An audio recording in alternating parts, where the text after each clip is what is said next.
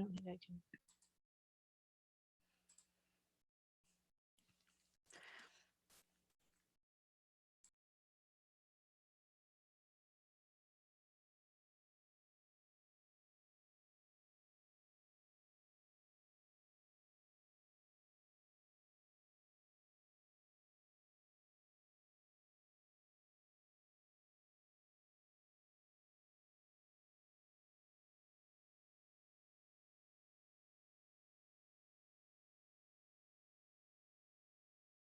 Good afternoon, everyone.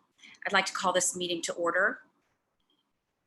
In order to maintain order during this large meeting, the following settings and protocols will be observed. Participants are muted and are asked to remain muted during the meeting. Participants' video is also disabled in order to minimize bandwidth. Senators wishing to speak should use the raise hand function. When you are called on, the meeting host will unmute you and will enable your video. Voting will be accomplished by using Zoom's polling function. When a vote is initiated, a poll will pop up on participants' screens. If you're attending and are not a senator, we ask that you please do not vote. People attending by telephone only will not be able to vote. Members who have identified their phone numbers as described in the docket will be counted as abstention in any votes. Unidentified phone numbers will not count towards the quorum. Finally, due to the unusual nature of this meeting, the Senate Consultative Committee proposes the following special rule during this discussion. Each speaker is limited to 2 minutes each time they are recognized. The clerk will interject vocally when speakers are at 1 minute left, 30 seconds left, and when time is up. A 2/3 majority of those present and voting is required to enact the special rule. We're going to unmute and I will ask, do I have a motion to approve? So stand by while we unmute everyone. Do we have a motion to approve? So moved. Second? Second. Okay, I hear a motion and a second. Host, please initiate the poll. And remember, if you're not a voting member of the Senate, please do not respond to the poll.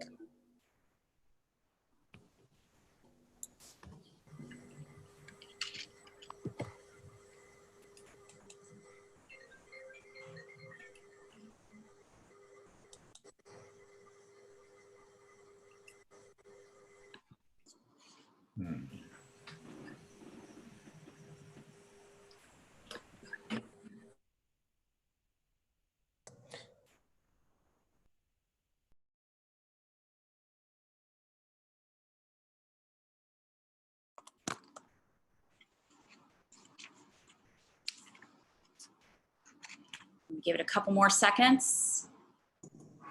Happening at the university. Oh, whoops, wrong poll. Stand by. My apologies. We started the wrong poll. I'll redo that. So while we're doing that, just to remind everybody, we need a 2/3 majority of those present on the following special rule. Each speaker is limited to 2 minutes each time they're recognized. That poll is up. It's been moved and seconded. And we need a 2/3 majority.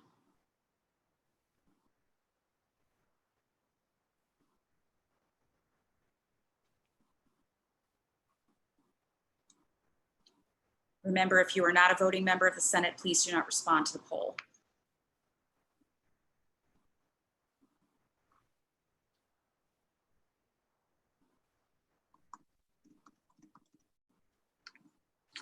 Give it a few more seconds. Okay, thank you, Chris. The motion passes. So we will be limited to 2 minutes of time. You will hear a vocal interjection at 1 minute left, 30 seconds left, and when time is up. Okay.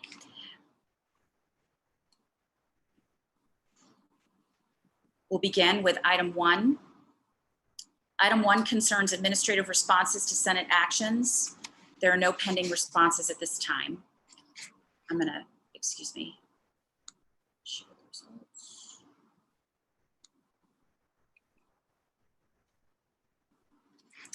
Item 2 is a list of recently deceased members of the University community that have not been forwarded to the Senate.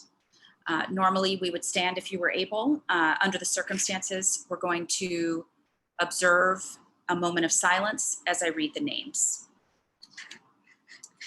John Carmody, Hans Courant, Gary Fuller, Ron Fulweiler, Justin Harris, Molly Hubbard, Nancy Jensen, Milan Kovačević, Corbett Lobinyat, Lynn Moore, Neil Nickerson, Kathleen Paulson,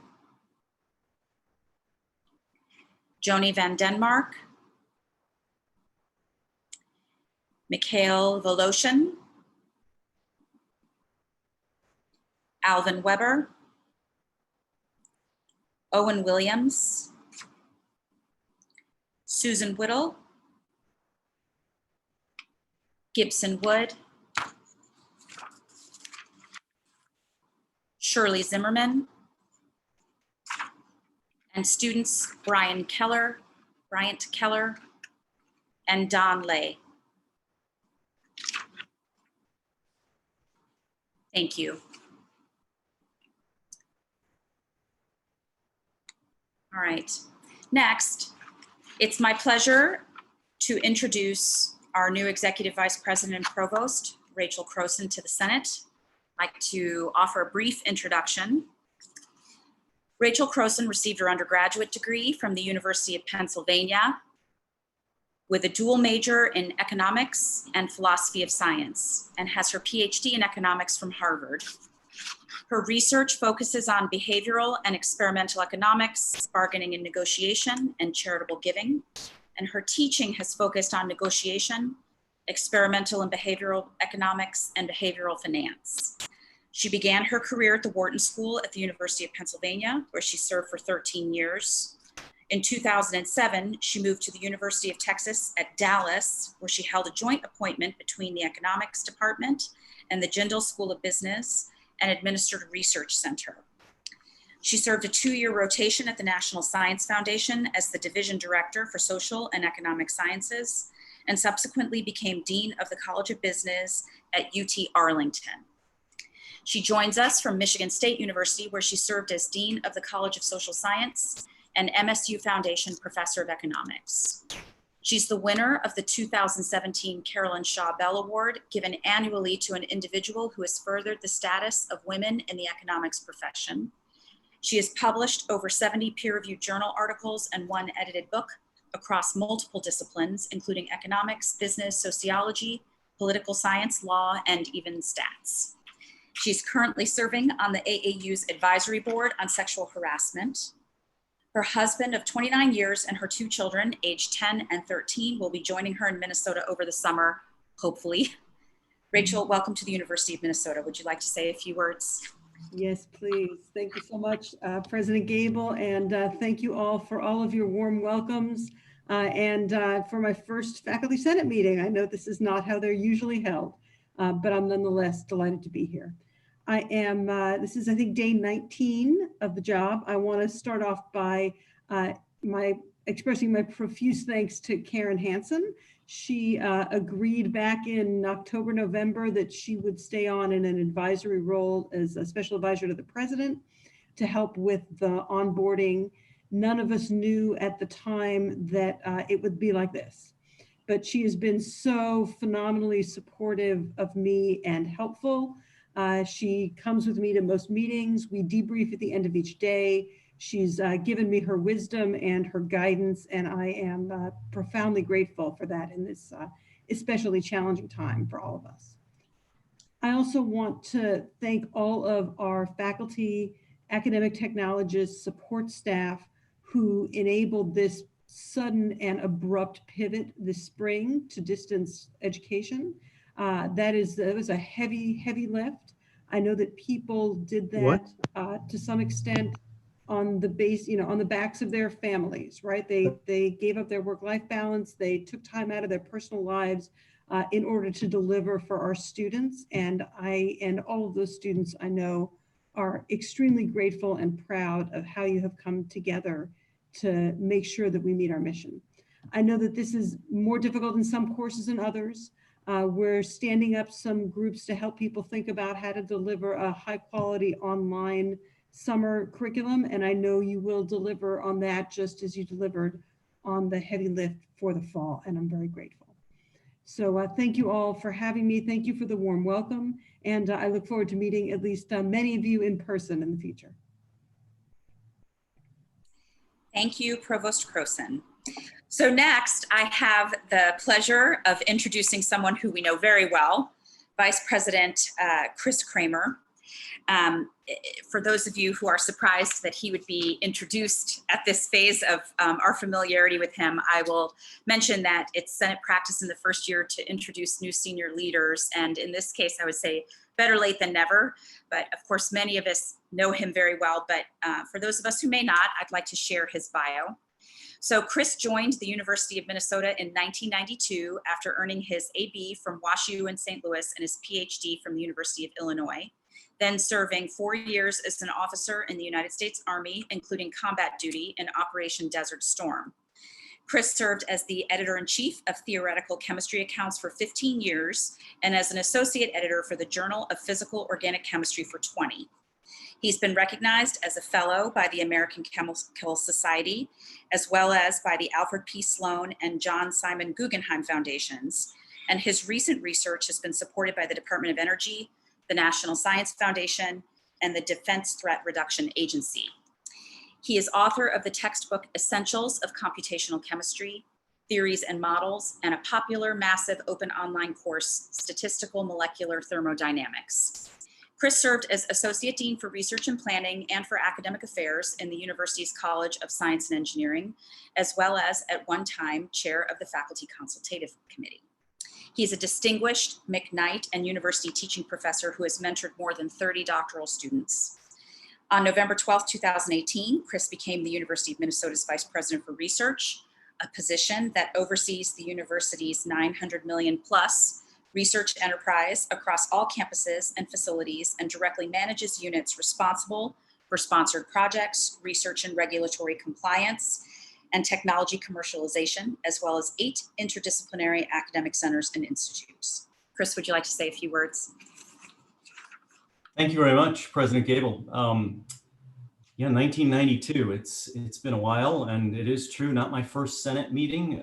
Enjoyed service on the Senate Research Committee and then FCC and SCC, and including terms as vice chair and chair. So I kind of miss Humphrey, although this new video format is certainly interesting.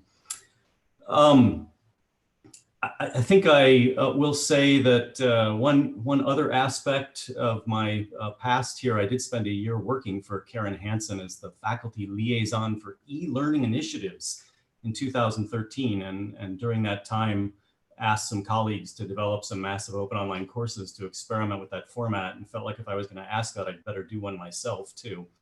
And so put together an online course on kind of short notice because Coursera, the company we were working with, told us we had 6 weeks to do it. So I feel a degree of sympathy, even though I didn't have to do it most recently, and want to offer my respect and admiration to all my colleagues who undertook that as part of their teaching mission.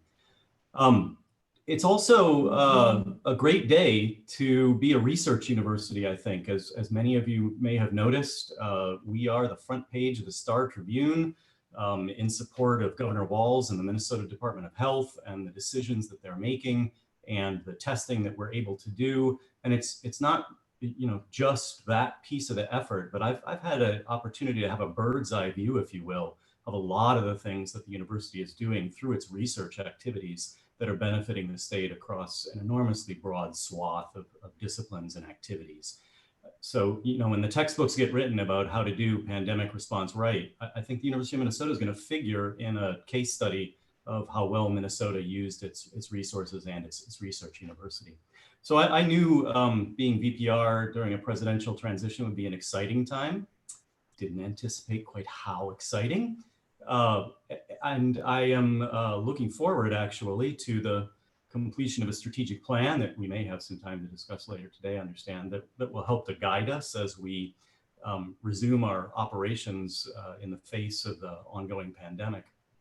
But I'm grateful to have so many talented colleagues and staff in my office with whom to move forward together. And it's a real pleasure to be able to serve in this role. Thank you, Chris. All right, item 5 is the presentation of the outstanding service to University Senate governance recognition, and I would like to call on Professor Amy Pittenger to recognize the recipients. Thank you. Well, I'm really excited to present this year's Outstanding Service to University Senate Governance Recognition awardees. What I'll do is name each person and provide just a few sentences that came from their nomination packets. And then at the end, we can recognize them. If you want to use your reaction button and clap or a thumbs up emoji, that would be fine. So I'll begin with Jean Otto.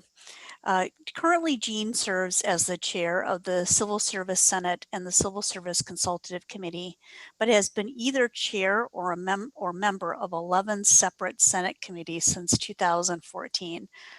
Her participation and leadership has led to important governance improvements, including, but truly not limited to, changes to how civil service rules are interpreted by Office of Human Services, championing the unscheduled child care leave rule change, and the recent improvement to the bereavement leave policy. Next, I'd like to announce Jennifer Goodnow. So currently, Jen serves as chair of the Senate Committee on Education Policy and is an ex officio on the Faculty Consultative Committee, but has served on several faculty Senate committees over the past 10 years. Jen's nominators commented on her effectiveness as a governance leader and how her extended service on academic integrity and education policy in particular, as well as other committees, has made her the person to go to whenever there is a governance question. Jen's nominators also noted her commitment to encouraging junior faculty to get involved with governance and modeling how to be an outstanding consultative leader. And finally, I'd like to announce Greta Friedman Sanchez. Currently, Greta serves as a faculty senator and previously served as an FCC member and vice chair of the FCC. In Greta's role as FCC vice chair, she successfully advocated for structural changes in the leadership and governance structure of the FCC.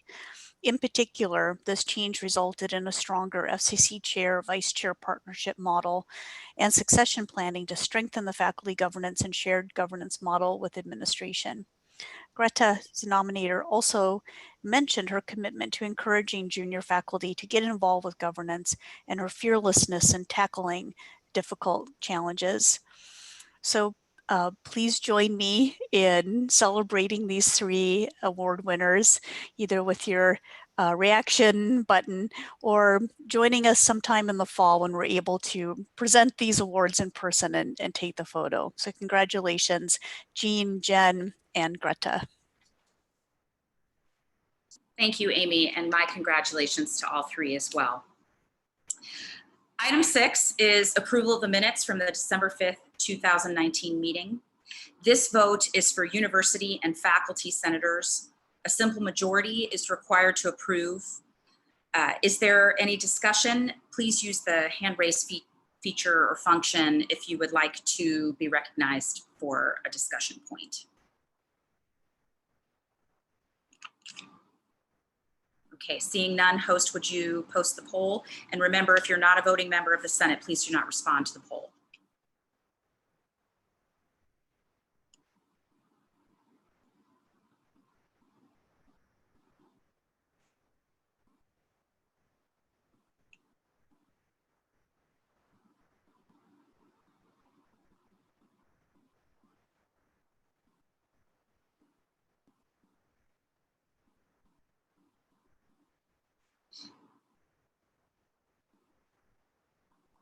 We'll give it about 10 more seconds.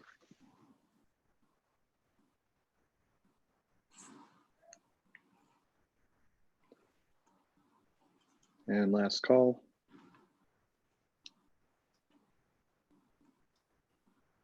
The motion is approved. Motion is approved. Thank you. Item 7 is approval of the Faculty Senate officers for the 2020-2021 year. This vote is for faculty senators only. A simple majority is required to approve. If there's any discussion, just use the hand raise function. Okay, seeing none, host, please initiate the poll.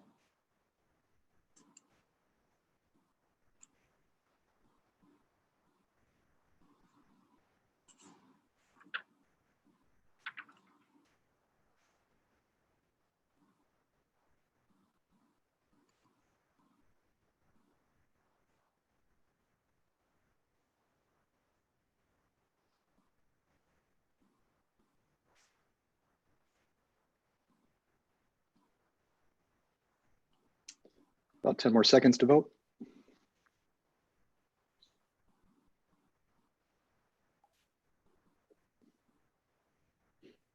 And last call.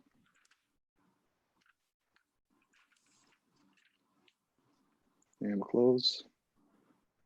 There being 141 votes and 141 ayes and no nays, the motion carries. Thank you, Chris. All right, item 8 is approval of faculty members to serve on the Senate Committee on Committees. This vote is for the Twin Cities faculty delegation and the UMD faculty senators only.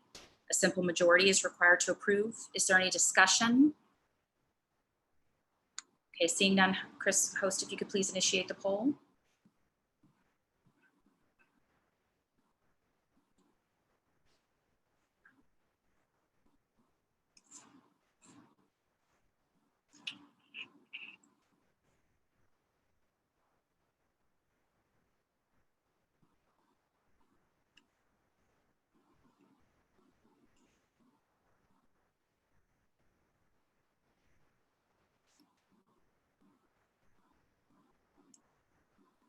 We'll give about 10 more seconds.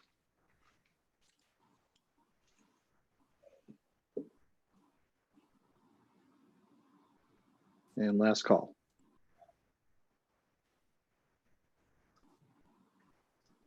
There being 139 ayes and 0 nays, the motion carries. Thank you. All right, item 9 is approval of the slate of Twin Cities candidates for the Faculty Consultative Committee. This vote is for the Twin Cities faculty delegation and UMD faculty senators only. A simple majority is required to approve. If there's any discussion, please use the hand raise feature. Okay, seeing none, host, please initiate the poll.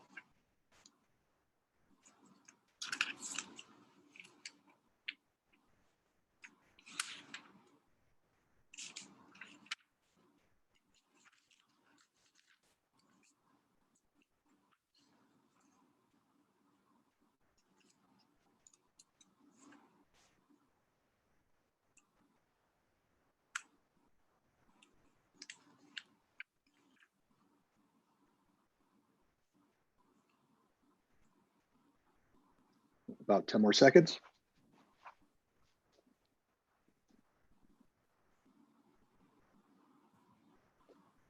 And last call.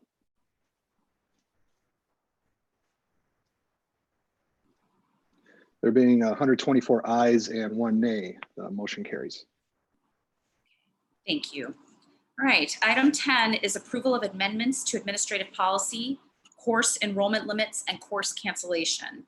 This vote is for the faculty senate only. Simple majority is required to approve. If there's any discussion, please use the hand raise feature.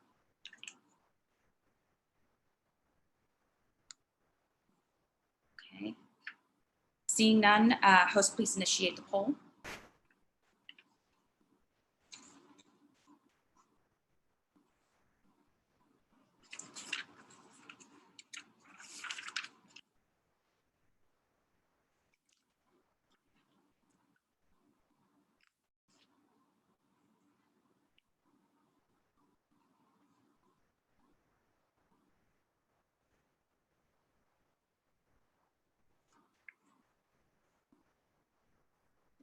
We'll give about 10 more seconds.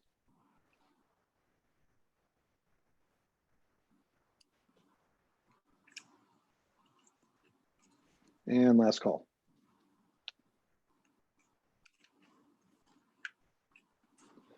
There being 124 ayes and 3 nays, the motion prevails. Okay, thank you. Item 11 is the Faculty Legislative Liaisons Report, which will be given by Professor Donna Spanis-Martin. Donna? Thank you, President Gable, and good afternoon, Senators. This has been an interesting and unusual legislative session. The last time I was in the state office building to visit one of the representatives, the place was just beginning to look more like a ghost town than a bustling legislative hub. As the COVID virus affected the normal way of life for just about everyone, it pretty much led to a halt to the advocacy efforts of the government relations team as we concentrated our efforts on what can the University of Minnesota do to help during this pandemic. I do think this year many of the legislators have developed an increased appreciation for the contributions made to research by our faculty during this pandemic. Just to address the fiscal aspects of what has been going on at the legislature, as part of the CARES Act, the US Congress has allocated $14 billion to higher education. The distribution of these funds is based on the number of Pell Grant eligible students and on the total number of students. As such, the University of Minnesota will receive $36 million. Half of that money must be directed to students in the form of emergency grants, and the university is still determining how the other half will be utilized. Governor Walz has about $43 million that he can spend on education, which is both K through 12 and higher education. And we don't know how that will be distributed. We anticipate we'll get a portion of that, but we just don't know. As the government starts to talk about recovery, we're starting to begin advocating for the University of Minnesota with the legislature again. We'd like to encourage each of you to contact your legislators, thanking them for their efforts during this difficult time and for their support of the University of Minnesota in the past years.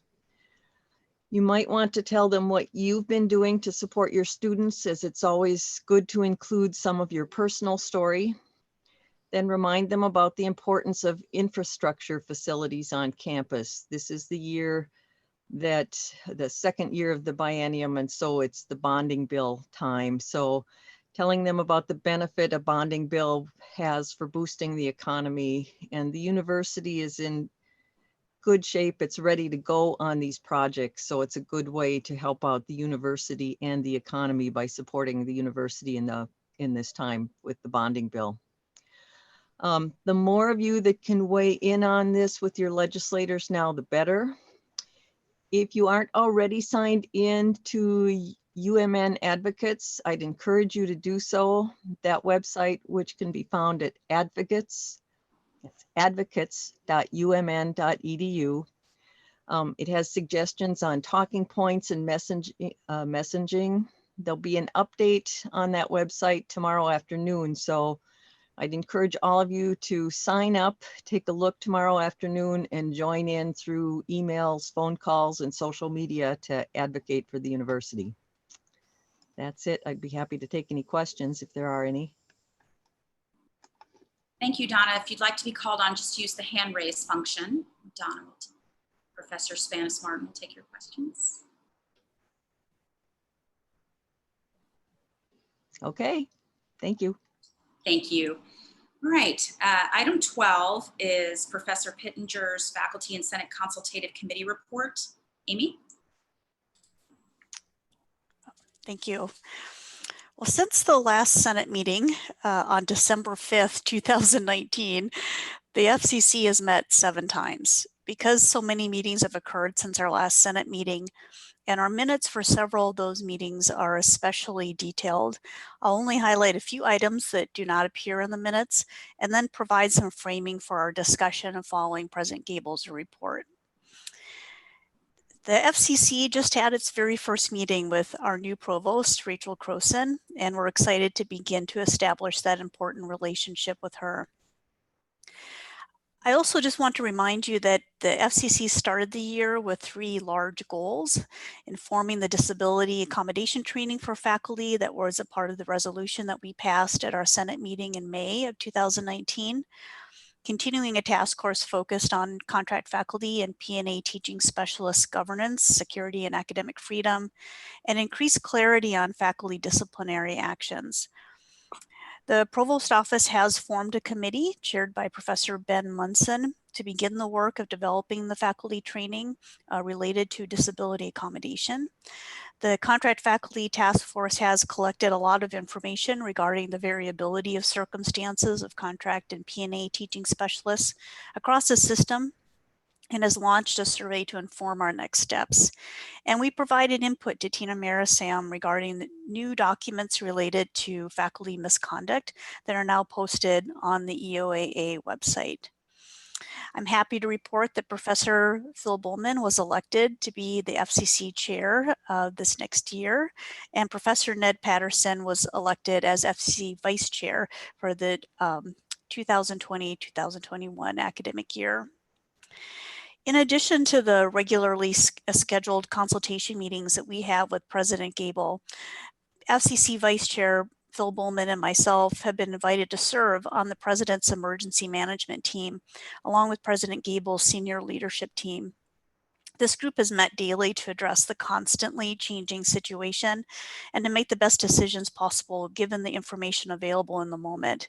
We've also been invited into the Academic and Student Affairs Work Group related to COVID-19, and I've also been asked to serve, in addition to other faculty representation, on 2 additional work groups: Academic and Research and Finance and Operations, which were recently formed by President Gabel to advise her with the planning strategies to advance the university in the midst of the challenges posed by the COVID-19 pandemic. Vice Chair Professor Phil Bowman and FCC member Professor Colleen Flaherty Manchester are serving on the Finance and Operations Work Group, and FCC member Professor Lynn Lucas and I are serving on the Academic and Research Work Group. As you all know by now, the FCC called a special meeting on Friday, April 17th to discuss the financial and budgetary challenges facing the University of Minnesota during the COVID-19 pandemic. The FCC believes it's imperative that the faculty respond proactively by considering ways the faculty can contribute to the university's response and recovery, and to start this conversation now before any decisions are made. I want to be clear that today's Faculty Senate meeting is only a preliminary discussion regarding a possible temporary reduction in faculty compensation, which is one of many actions the university needs to consider to address the financial challenges caused by the COVID-19 pandemic. It does not suggest that such a cut in compensation would or should be made. That recommendation will come from the Finance and Operation Planning Work Group that I just described. We fully expect that many other options will be considered. There will not be a vote on this matter today. I promise you, faculty will have ample opportunity to discuss and provide input on any proposal brought forward. Opportunities will likely include town halls or forums, discussions with various faculty groups, consultation with governance committees, and so forth. Individuals are welcome to reach out to members of the work group to provide input at any time, either directly or through the form that was created for today's meeting. Faculty are also encouraged to communicate their concerns to their senators. Today is the first of many conversations we will have that will inform decisions made by administration. From the many, many emails I have received, I know that we are united by a shared desire to minimize layoffs and other alternatives that would disproportionately affect the university's most vulnerable employees. And we want to make a clear statement of the faculty solidarity with the entire university community as we face these challenges together. Many of you watched the Board of Regents meeting this past Tuesday, and there are many from outside of the Senate and truly from outside of the academic community that are watching our Senate meeting today. Because of the additional viewers today, it's an important opportunity for us to present the faculty voice and to exchange information and ideas about how to best navigate our shared financial crisis. The work group work groups that I mentioned earlier are expected to report final recommendations to the president by June 1st of this year. If the president decides to bring to the Senate a proposal under section 4.5, then the proposed plan and its justification would be considered by appropriate faculty Senate governance committees, and then a special meeting of the faculty Senate would be called to consider approval. We look forward to the discussion on this topic today following President Gable's report. By coming together as a united community, I know that we will successfully address these difficult challenges. And this concludes my report. Thank you, Amy. I have to begin with item 13, which is my report and opportunity for questions, by thanking Amy and Phil and really all of you, which I'll get to in just a moment. But I want to start with Amy and Phil, who, as you can hear from the way in which she describes her involvement, hopefully offers you some comfort in the representation of the voice and the shared governance sensibility that we're utilizing as we move through this effort. But also you can imagine the time that's being spent serving on all of these committees and doing all of this work, which I greatly appreciate. It has been incredibly helpful to me personally, and I know to the entire senior leadership team that they've made themselves so available. And I want to add to that my thanks to all of you, faculty, staff, and students, and partners, community, and friends who may be watching. This is, I had made a joke in a presentation that the media picked up about how I was disallowing the use of the word unprecedented because I was sick of it. But I'm going to use some license and say this unprecedented time has been a tremendous challenge for everybody, hits us all in different ways. I know that you are all exhausted. I know you're being asked to do twice as much in whatever role it is that you play. I know that you have to balance more than ever before. And what shows is not that this work is a strain, although I know that to be true, but on the contrary, what shows is a rather elegant, rise to the occasion, collective community that has made me humbled and tremendously proud to be a part of. I am so grateful to see how this community pulls together in one of the worst times we could find ourselves in.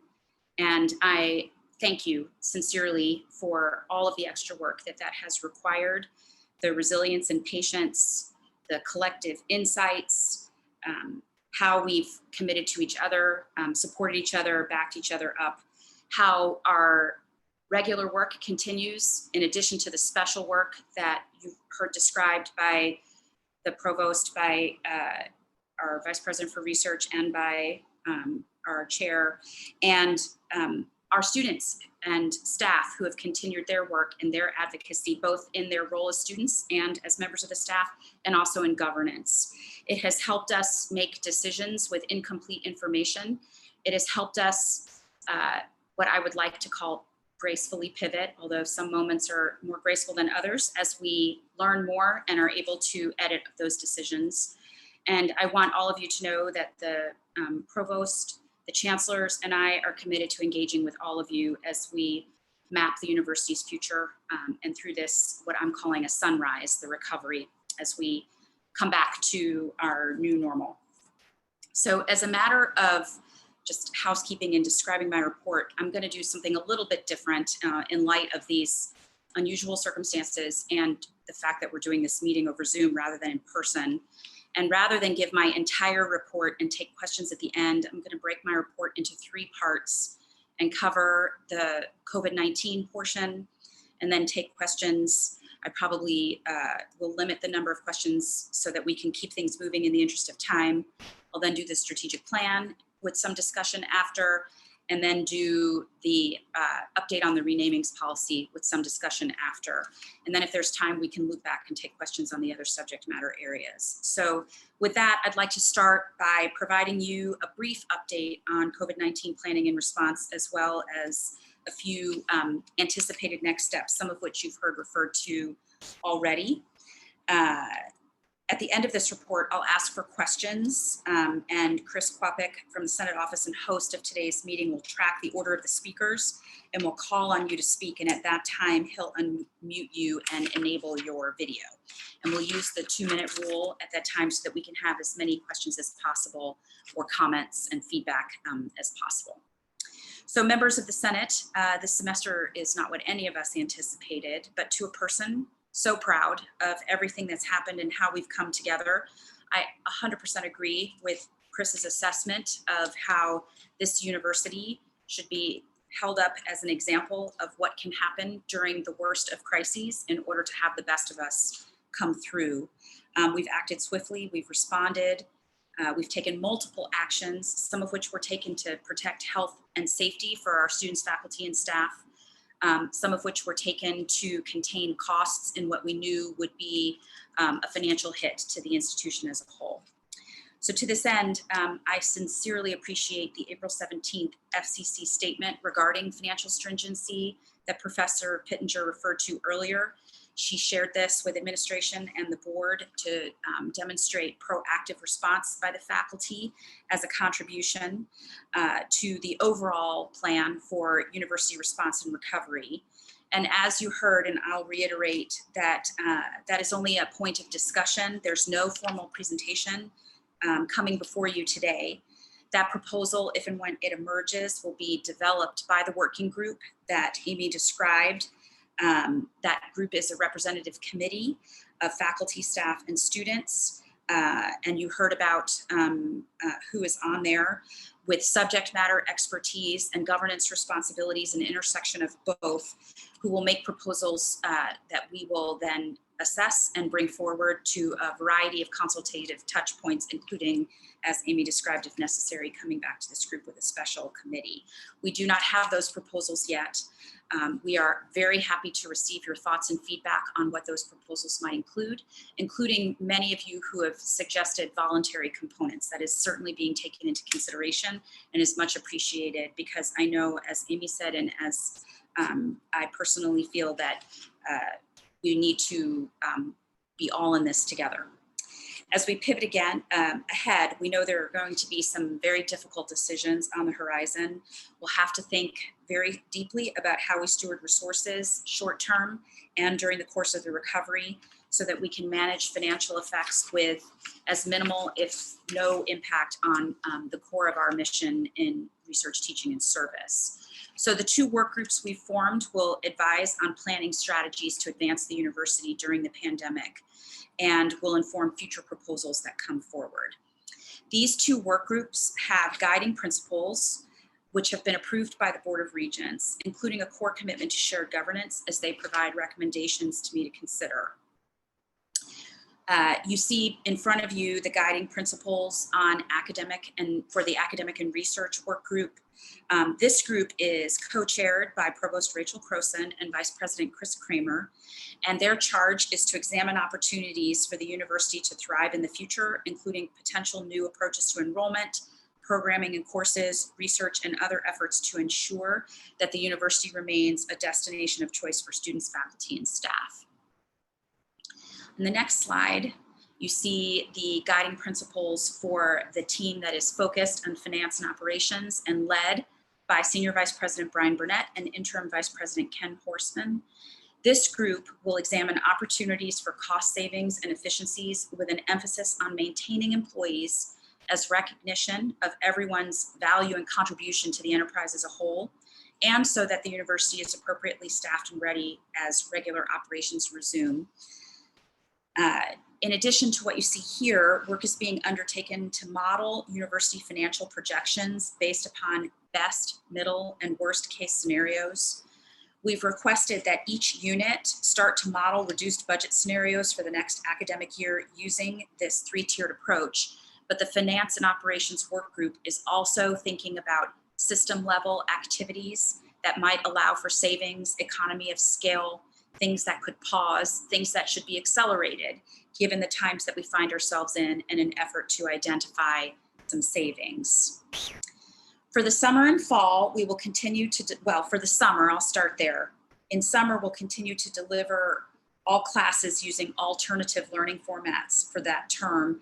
Very grateful to you all for the resilience and hard work that you've put forward, faculty, staff, and students, in the face of the quick transition to online learning.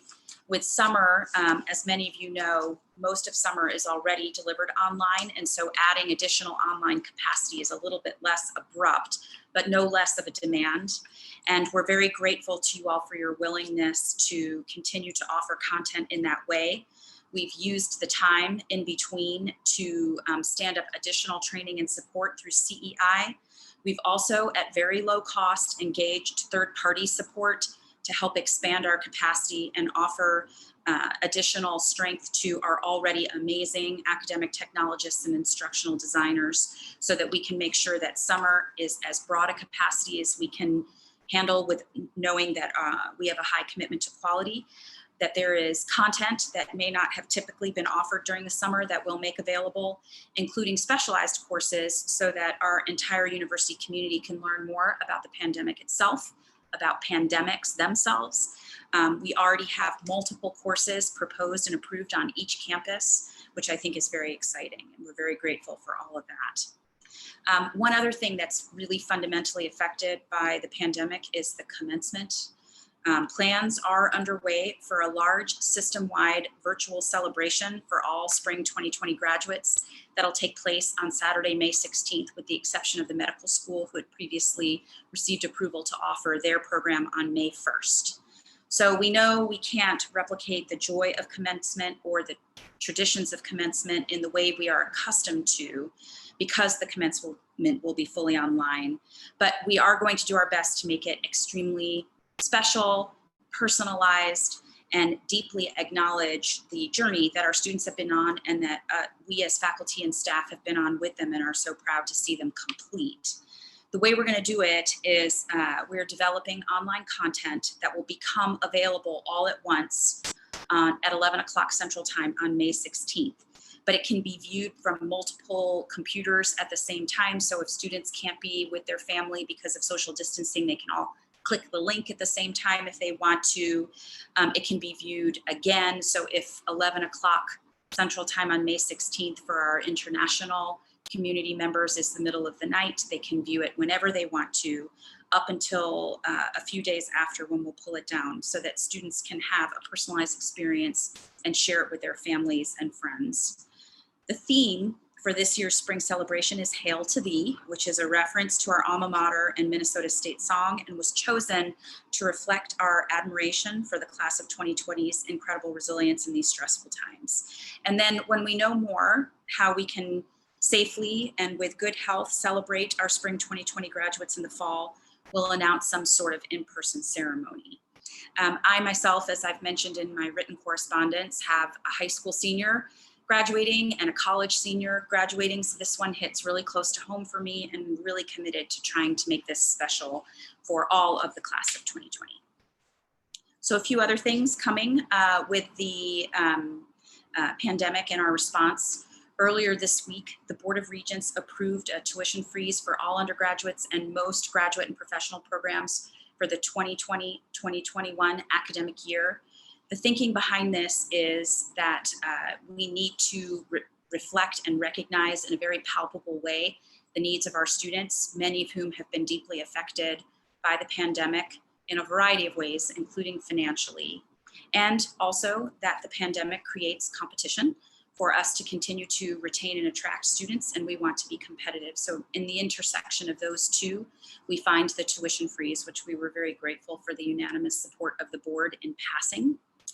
And as you heard from Donna earlier, the CARES Act has passed at the federal level, and work is underway to develop a process to distribute those funds. We're waiting to hear exactly what our allocation will be, but estimates put us somewhere between 35.5 million and 36 million.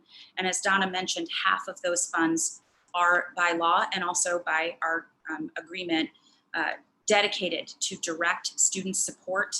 The guidance on how to distribute the student support is just coming out in real time as I speak to you. So we are pulling together an analysis of that support or that guidance so that we can distribute those funds to the students in accordance with federal guidance and with approval of the board, given that it's an amount in excess of the threshold that requires that approval. So that is underway, and we should have something to be able to present to you on that front very soon. So members of the University Senate, I really thank you again for everything you've done over recent weeks, how you are juggling and balancing in order to ensure that our good work continues, and I'm exceptionally grateful. I am optimistic. I think we are doing what needs to be done, and I think our community response puts us in a position to emerge stronger than ever. So I'll pause there and take questions related to COVID-19, and as you queue those up, I'll go ahead and answer a couple of the pre-submitted questions. So first, let's see, Brett Heidschmidt, PhD student and Director of Finance in COGS and incoming COGS President, congratulations. And Professor Miranda Joseph, Chair of the Department of Gender and Women's Sexuality Studies, each submitted virtually identical questions. So with permission, I'm going to merge these together. And these questions are related to graduate students in particular who are feeling profound financial insecurity due to the pandemic and concerns about funding and lost research and experience time going forward. And so the question is, what's coming and what can we expect? So first of all, thank you for that question, Miranda and Brett and others who I know are curious and concerned on behalf of our graduate and professional students who are critically important members of our community and face unique challenges, concern about funding, research and support, and progress. And also what is likely to be a very tough job market upon completion of their program. We have done a few things in the short term to respond. So first, we have graduate and professional student representation on the working groups so that as we look at everyone across the university community who's affected, we make sure that those voices are heard and felt and supported. We have increased the emergency fund support across the system for students at all levels, including graduate and professional students. As of Thursday, April 23rd, 232 Twin Cities graduate and professional students have been awarded emergency funds for a total amount of $155,902. We have reviewed most of the requests that have come through. The last few should be reviewed shortly.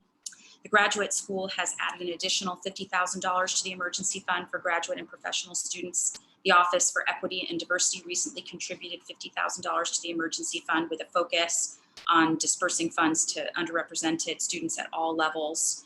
And Provost Prosen, and I agree with this, has recommended a significant portion of the CARES Act emergency financial aid grants to students to the emergency fund with a separate pool dedicated to graduate and professional students. So these allocations would be in addition to the money that was already allocated to the emergency fund and the CARES Act funding. And keep in mind that our philanthropic ask through the foundation remains open and funds are flowing through consistently at that time.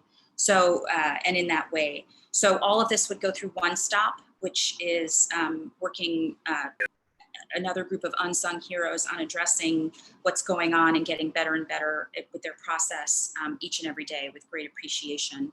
So there's work to do there in terms of allocating resources and looking at the grad student experience in the context. But please know that we're listening and working and relying on our strong shared governance model to hear these concerns from students at every level, faculty and staff, to solve this problem. The second pre-submitted question is from Greta Friedman Sanchez, who Professor in Humphrey, Senator, former FCC member, and she has asked, Greta, and I see your hands up, so if we want to edit this question after I phrase it, please don't hesitate. What are the steps that the university is taking to reduce costs? Has the university considered suspending the football program? And she points out that the law school has been in financial trouble and their faculty earn more. Is there an opportunity there? So let me unmute Greta and see if there's anything else she wants to add or edit from that question. Chris, if we could do that. Yes, please go ahead, Greta. Thank you. Well, first of all, thank you so much for all of the work that you have been doing. And I would also like to thank the FCC, Amy Pittenger and Phil Pullman, and Colleen Flaherty, who will be, of course, working in the work group. It is an enormous amount of work. And faculty, we all need to pull together. we're rowing together with you, President Gable. So the additional question that I have for you is, what are the advantages from your point of view of anticipating and acknowledging the financial stringency ahead of time? And how can we proactively as faculty help you navigate that? Thank you. Well, thank you. That's arguably the best question you could possibly ask. So I'll take each of your questions and include that. And I'll actually start with where you finished, which is, so I won't speak for Amy and Phil, I'll only speak for myself, but my sense from an administrative point of view of the advantage of putting stringency out is there are several components to that. One is that, and there's really no question that we're going to have to do what is the most common attribute of a response to stringency, which is some form of impact on payroll across the board. And that is the main procedural component of being in a stringent state, is that we flip the switch on a shared governance approach to determining in what way, for how long, and in what depth we would have any sort of payroll response to the financial challenge. So what we didn't want, or at least what, I'll only speak for myself, what I didn't want was for us to come to the faculty, and even though there's this general awareness that we have some financial challenges and something needs to happen, that would feel as if it was coming from left field or as a surprise, that we would be discussing payroll, or that the proposals would feel as if they did not include an appropriate consultative process before people had a chance to chime in. And so we wanted to just put it on the table early with no, there are no proposals, there's nothing planned yet. There are ideas, we hear what's going on other campuses, of course, we all have colleagues and friends, so we know things are happening, but by the time there is a proposal, it should not feel like a surprise. There could be disagreement about the proposal, of course, but it should feel as if it is something that we've all had a chance to express voice in formulating. So earlier rather than later, in order to ensure that that's the process that's followed. With regard to the other components of your question, so the short-term cost-saving mechanisms have been the decision not to have the merit raise next year. That is a significant savings because I'll remind everybody that we operate in a biennial budget model here, which means that the state budget allocation to us is decided last year. So we're in the second year of a 2-year budget that included an expectation of some merit increase. So without, by pulling that merit increase back, that is in effect a savings for the campus of significance. The senior leadership team across the system, which is about 200 people, have done what we called a working furlough until I was told that there's no such thing as a working furlough, meaning we're taking the equivalent of 1 week of pay cut while working this fiscal year, and the cabinet is taking a voluntary pay cut of 10% while we're in reduced operations. Those last two, in all transparency, don't yield that much money. They're not so much about the money as they are about the, it starts with us. If anyone has to take a pay cut, we would be first to do that. We should be first. And if there are other pay cuts or other types of payroll impacts that are recommended in the course of this, what we've done so far would not preclude us from participating in those as well. That this is just step one of what is likely to be additional steps. In terms of suspending football or other programs, full suspension, have to admit, probably not. But the athletics department leadership has participated in the voluntary steps that I described, and the athletic director will be making his budget proposal at the May board meeting to discuss how they're coping with their unique challenges. We really actually have two groups that are part of the university community but have unique budgets, athletics being one, and the medical UMP enterprise med school UMP relationship creating a unique budget situation. And so they'll both be making specific special reports to the board in May. In terms of the law school, I'm very pleased to report that they're actually doing very well now and have resolved the valley, fiscal valley through some sacrifices that they've made. I don't know, to be perfectly honest, even though I'm a lawyer, my tenure line was always in the business school, which probably could also have the same feedback of how their salaries sit relative to other units. But I will say that when we look at faculty salaries, we always do that by market, which I know isn't the most popular way to answer that question. But I would expect that as we look at proposals for different ways of payroll impact, as we think about the financial challenges, higher paid faculty across the board, faculty, staff, and administrators should be asked to do more. I think that should be a part of any calculus that we undertake, but the exact way in which we would do that and who would participate in that, I want to let go through the working group for a proposal. So yeah, so Greta, how are you feeling? Does that capture most of what you said? Okay, good. All right, thank you. So Chris, are there other questions on this section that we want to address? Yes, I have a question from Wendy St. Peter. Hi, Wendy. Hi, President Gable. I don't have a question, but I do have a comment and a supportive comment to make, if I can be allowed to do that. Oh, I would be delighted. First, I want to thank you for your service and Dr. Pittenger for her leadership on the FCC. I'm a professor in the College of Pharmacy.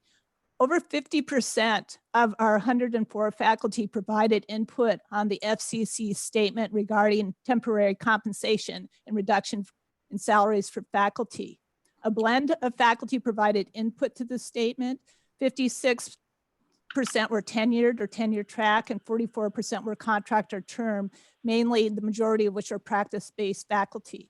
Our faculty understand that we may be facing a financial stringency, and as such, I'm so proud to report that 89% were generally supportive of faculty salary reductions or furloughs if needed to support the university community through this crisis. It was just clear that our faculty did not want to see valued colleagues, either faculty or staff, lose their jobs. A kind of a top line summary of frequent faculty concerns or comments regarding decision-making process and key tenets are something you addressed right away: transparency in the decision-making process with set goals and frequent communication regarding progress towards goals from the university administration. Salary reductions or furloughs need to have a fixed time frame and then reevaluation based on metrics. Faculty noted that we may need to aim for a new normal, which you also addressed. Faculty should not have greater percent reduction than top university administrators. Decisions need to be equitable, and teaching and research and service missions are critical to our success. So salary reductions or furloughs should be done equitably. And faculty also asked for clarity on how monies from these cuts would be allocated to our college versus the university. In closing, I just want to thank you, and I'd be happy to provide fuller details on the poll that we did with our faculty. Thank you, Wendy. I very much appreciate that. Okay, Chris, are there other hands up? Yes, we have two more hands. I've got Jack DeWard next and Eric Bomberg on deck. Okay. Jack, Yes. whenever you're ready. Thank you. Thank you, President Gable. And I also wanted to say a special thank you to all of our students that I know have been struggling with not only their physical health, but especially their mental health right now. And so to my students and to other students out there, I want to acknowledge you and to acknowledge that this is a difficult time and that we are here for you. And although many of us are not experts in mental health, we're here to provide a resource and a referral and to do what we can. I wanted to echo Wendy's comments about providing input on maybe a set of principles to guide your work. May I go ahead and do that? Please. Great. The first principle is equity, and this echoes a bit of what Wendy said. Thinking about a sliding scale for salary reductions, both with a defined floor and fine incremental changes up through the top salaries. Additionally, I think it's important that salary reductions as a percent should not exceed that of the president and other senior administrative leaders, currently set at 10%. The second is flexibility, paying special attention and giving consideration to the following groups when considering salary reductions. Those with serious medical conditions or family members with medical conditions, those who are being promoted this year, those with a few years before retiring, And then thinking creatively, those who are willing and able to opt into salary reductions in exchange for working part-time, as well as those who might start phased retirement earlier and or take it for longer. The third principle is earmarking. Earmarking money saved through salary reductions or other pools of funds to protect staff, contingent faculty, and graduate students from cuts. The fourth, thank you. The fourth is review. Salary reduction should come with a sunset clause and then procedures for review that are tied to benchmarks, echoing what Wendy has said. And then finally, I appreciate your comment earlier about tapping into different resources, and I would like to encourage you and the administration to consider tapping into the university's endowment. Thank you. Thank you, Jack. I appreciate that. And I will reply very briefly by saying that virtually everything you've described is on the table, and we will happily add the other components that you raised that we're hearing for the first time to the discussion. Thank you. Okay, Chris. Next up is Eric Bomberg. Hi, Eric. Can you hear us? Hello. Hi, how are you? My name is Eric Bomberg. I'm a assistant professor. I'm with in the Department of Pediatrics in the medical school. And I wanted to begin by thanking you so much for all of your leadership and guidance, and not just to you, but everybody else who's at the top. So through this obviously, and I know you don't like this word, unprecedented time. My question is kind of more related to the specific, as you had raised before, the question about the UMN infrastructure. I know that within the Department of Pediatrics, they had originally rolled out a proposal for salary reduction to do a couple of different things. One of the things that they would do is, because UMP, which is a separate organization, basically a separate private organization, that for those who are actually on the front lines and those who are actually seeing patients right now, that organization in and of itself is bleeding money like a lot of other organizations. And in the Department of Pediatrics, they recently rolled out a potential proposal, at least, to use our UMN salaries to cover, which, our UMN salaries come from things like research, and they have to do with contributions that we make to the university from a research aspect. But to use the UMN salaries to cover UMP losses. And this would preferentially affect those who are MDs, because the people who are MDs directly obtain benefit from, directly obtain salary from UMP, while those who are indirectly do so, but yet their salary, because they do not directly receive salary from UMP, is not directly affected. And so I guess my question is what oversight is there going to be within the medical school, and how, and whose input is going to be included in this discussion for the medical school to make sure that those who are from, who receive a salary from UMP are not essentially double cut by having their university salaries cut by both UMP and then have the university salaries cut by the university. Yes, thank you, Eric. So what you describe is exactly why we wanted to have a specific budget discussion for the board, because the budget is different. There are unique attributes to that relationship that affect how and in what way savings and efficiencies might be found. I am aware of the proposal that you described from the Department of Pediatrics. I received it. I don't recall who sent it to me, but I received it by email. I forwarded it to the Finance Operations Working Group. There is representation on the working group of people with health sciences expertise who have particular familiarity with the unique budgetary attributes that you describe. And so the intention is that it would be taken into consideration consultatively in the way that the other proposals that would come out of that working group would be handled. Thank you so much. Thank you.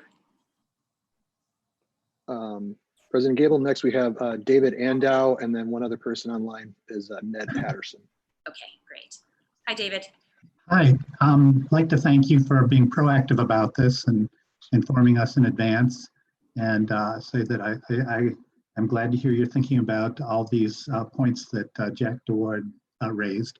But I'm a faculty member in the College of Food, Agricultural, and Natural Resource Sciences, and I just wanted to remind everyone that we have a number of B-term faculty that have extension appointments that basically are required to do work in the summer to fulfill their extension requirements, even though they really aren't getting paid for that. And I think that that's going to be occurring this summer as well, despite all of these efforts and lockdowns, things like that.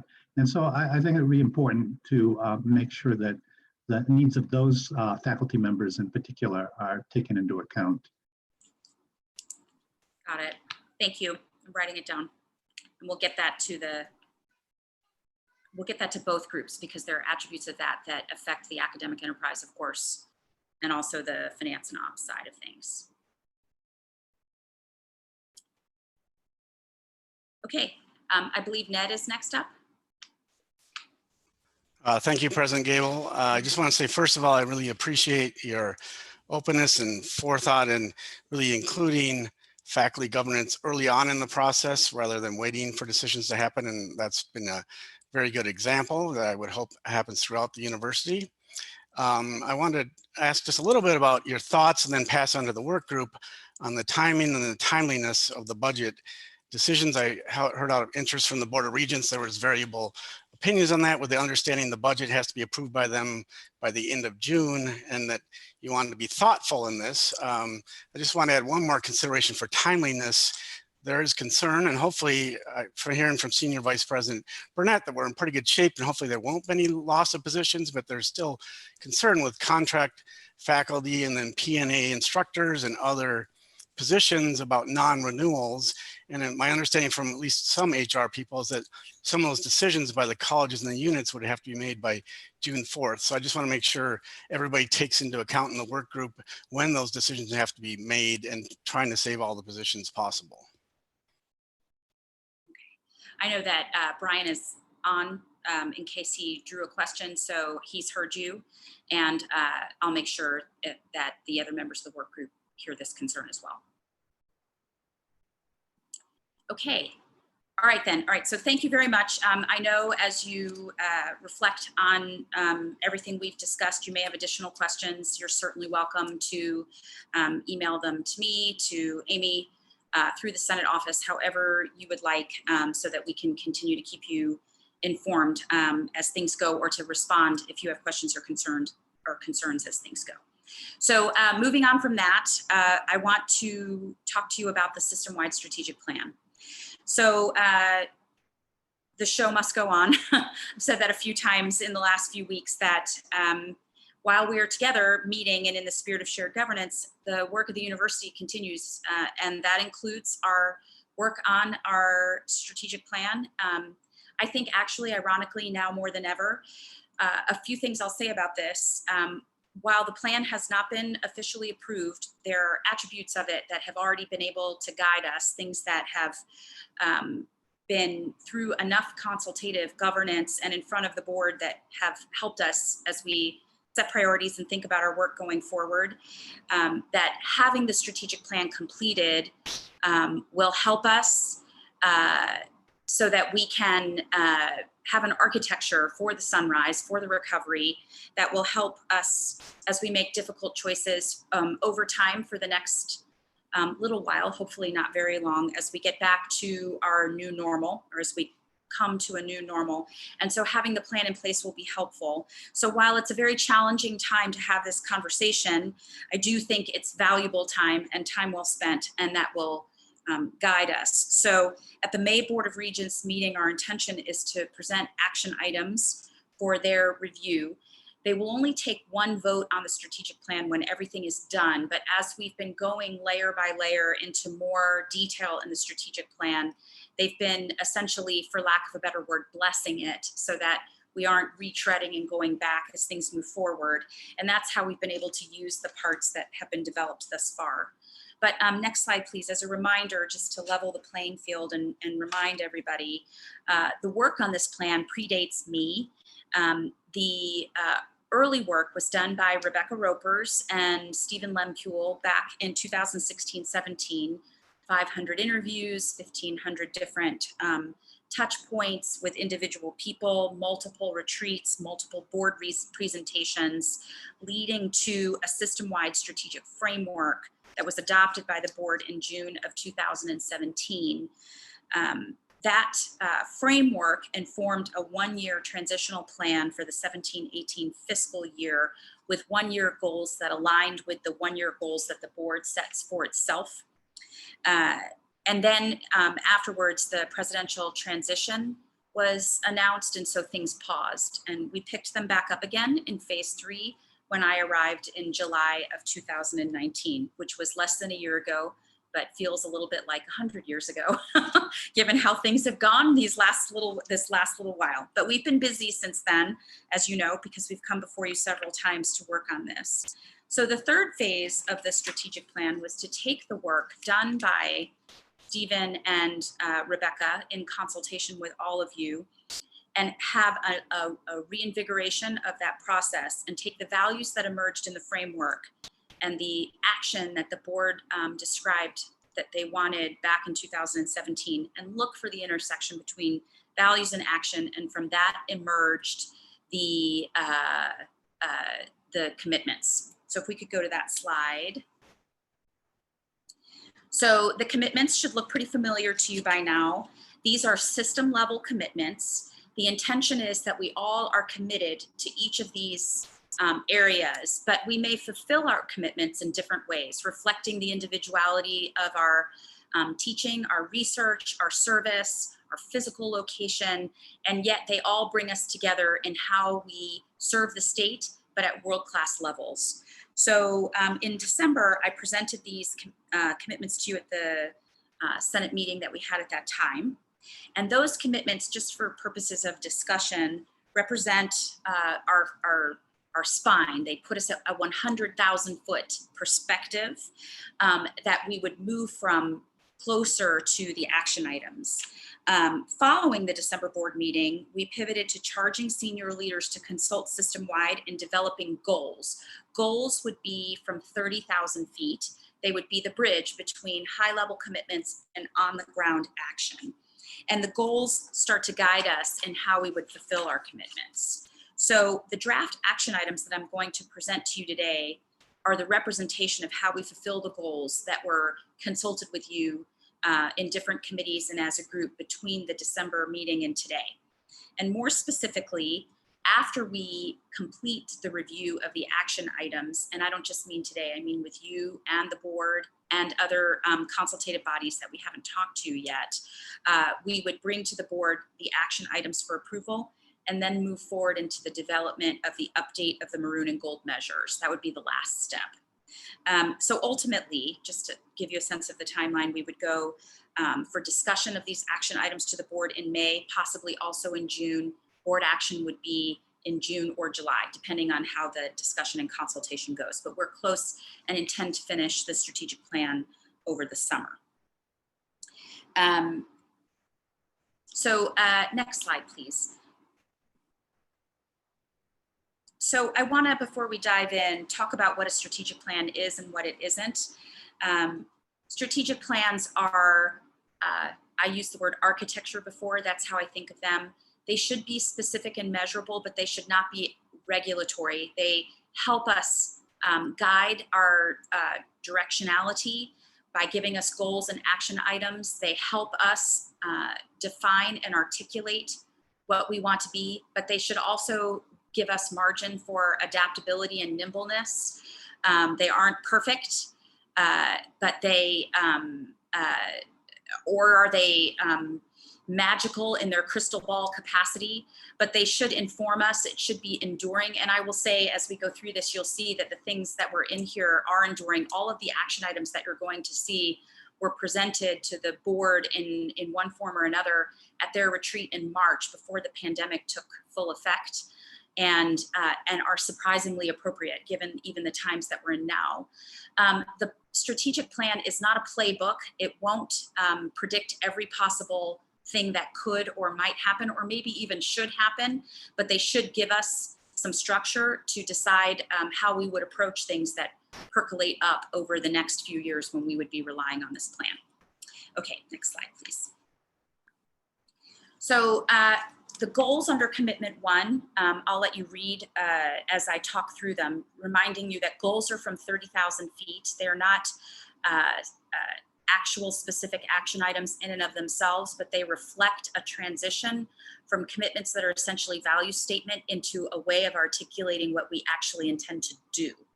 So going from this slide to the next, you'll see in goal 1 around attracting, educating, and graduating representative students that at the system level, we would establish system-wide strategic enrollment. We've been working really hard on that. That doesn't start just when we pass the strategic plan, but represents that it's a commitment that we need to hold true, an action item that needs to be continuously articulated and invested in order to have students who are served well, that we receive as part of our mission to the state, and are also reflecting the fact that we are a system. We would improve the retention and graduation rates of all students, and also we would expand scholarship opportunities. And you'll see later when we get to fiscal analysis, which is the last commitment, that scholarship opportunities are there too. You'll also see when we talk about community and belonging that a sense of welcoming and inclusion is part of retention and graduation. That's all intentional and by design, that while the commitments appeared in 5 vertical columns, there really should be gears that all spin together to advance the institution forward. So going to the next slide, please. In goal 2, we're talking about the student experience, their wellness, and their success. So this is where you see the mental health initiative. I think the mental health initiative, which we started working on last summer, as we saw from Jack's question and comments, now more than ever. We had planned to have a big summit with Minnesota State and the private schools in May, which obviously we have postponed. So some of the activities in knowledge sharing around the mental health initiative are slowing down, but the provision of services and being clever around it, and the faculty commitment to it, staff commitment to it, and student advocacy for it continues, and we remain actively involved in that. Career readiness and placement for all students at all levels, and a holistic approach to student wellness. So let's go on to goal 3. So this goal was articulated months ago and presented to the board in slightly different language over a month ago. And here we are around alternate delivery and modalities. At the time we were articulating this, our thought was, well, the university does do distributed learning. I mean, in a way we all teach online because everyone uses, Blackboard, Canvas, their own website, different modalities in different campuses. Everyone has some component of online and virtually every type of teaching platform or style that we use, but strategic, purposeful expansion of our alternate modalities was a twinkle in our eye, and snap your fingers and suddenly it's our entirety. So we lean into this goal and the related action items in renewed depth and vigor. Not at the expense of face-to-face instruction, which we believe is core to who we are, but as an enhancement to, so that we can leverage faculty creativity, which has only increased recently, so that we can meet students where they are. So we would develop scaled distributed learning. There's thought around flexible academic calendars that in this new order, especially now, Tuesday, Thursday from 11 to 12:15, always will have its role, but maybe not the same role or the same seriousness of that role going forward. And with the expectation for new delivery should be the expectation for deepened support in the support our academic technologists and instructional designers and others are providing, and to our students so that they learn well in this modality. So when I say a lot of what we were talking about is enduring, this is what I mean. Let's go to the next slide. So commitment 2 is around discovery, innovation, and impact. We'll go to the next page, please. Goal 1 is around research. So we want research to be available to students at all levels, although for graduate and professional students, that's somewhat axiomatic. We want to make sure undergraduate research is part of our investment as well. That research grows particularly funded research, not at the expense of other areas of research. You'll hear about that in a moment. And that our graduate students and postdocs receive the support they need to have successful persistence and career outcomes. This was an action item from the start, although articulated better and more clearly as a result of feedback that we received from COGS and PSG and the faculty and several staff members for that matter. And of course, now more than ever, as we've heard through questions that we've received, and I heard earlier today from Student Senate and from some of our graduate student advocacy, which we've appreciated receiving as well. So next slide. Goal 2 is around creativity and collaboration in the entrepreneurial spirit. This is where we think about innovation as part of discovery, or discovery as part of innovation, depending on the nature of your work, and what it means as a community to be part of an entrepreneurial ecosystem, to be thinking in a multidisciplinary way, as many of us are, and how we purposefully maintain the importance and impact of the arts and humanities in their own right and through strategic collaborations. Next page. And then last but not least, as a land-grant institution, as a public institution, as an institution of higher learning, that we have impact. So what is impact is a subject of ongoing discussion. It is not as simple to define as one might think. So I'll start with bullet 2 here, which is around the Carnegie Community Engagement Designation. That is in here because we are a Carnegie service designated institution, and it provides its own architecture for how we measure community engagement. But engagement and impact also means how we are viewed externally. And so that's where we get into national and international profile and standing, things like rankings, things like how our work is cited and penetrates the general awareness of our peers and population. And then in the third bullet, how our work is invested in by the state. And that's captured most obviously by the MnDRIVE partnership. So we'll go to the next slide. So then commitment 3 is Mintersections. Mintersections, I'll remind you, reflects the fact that this is the University of Minnesota, and that we want to amplify Minnesotan attributes of our excellence, not at the expense of other things that we do that may have nothing to do with unique things about the state, or at the expense of programs that are of the highest quality. But this is only around and important to create the competitive distinction, the storytelling around who we are as a university that exists in service. So Mintersections reflects the intersection of challenges, opportunities that are deeply robust in this state that we have world-class excellence in our capacity to answer. It begins as we enter this phase of strategic planning with health, sustainability, and food agriculture. But this commitment is intended to also be a space for agility, nimbleness as different questions emerge. There could be a totally different set of goals by the time this chapter of strategic planning ends and a new one begins. But let's go to the next slide, because commitment 1 is around health. And when we say that what we were anticipating is enduring despite the pandemic, I think this particular goal and related action items demonstrates that we want to be a model in how we train clinicians and offer care, that we want to deepen our impact in core areas of strength, our pivot into providing care in COVID-19 with great appreciation to our clinicians and all of our health scientists, how we do research in solutions and cures. We have, 29 fast track programs right now, 4 drug trials underway, several likely to come on board.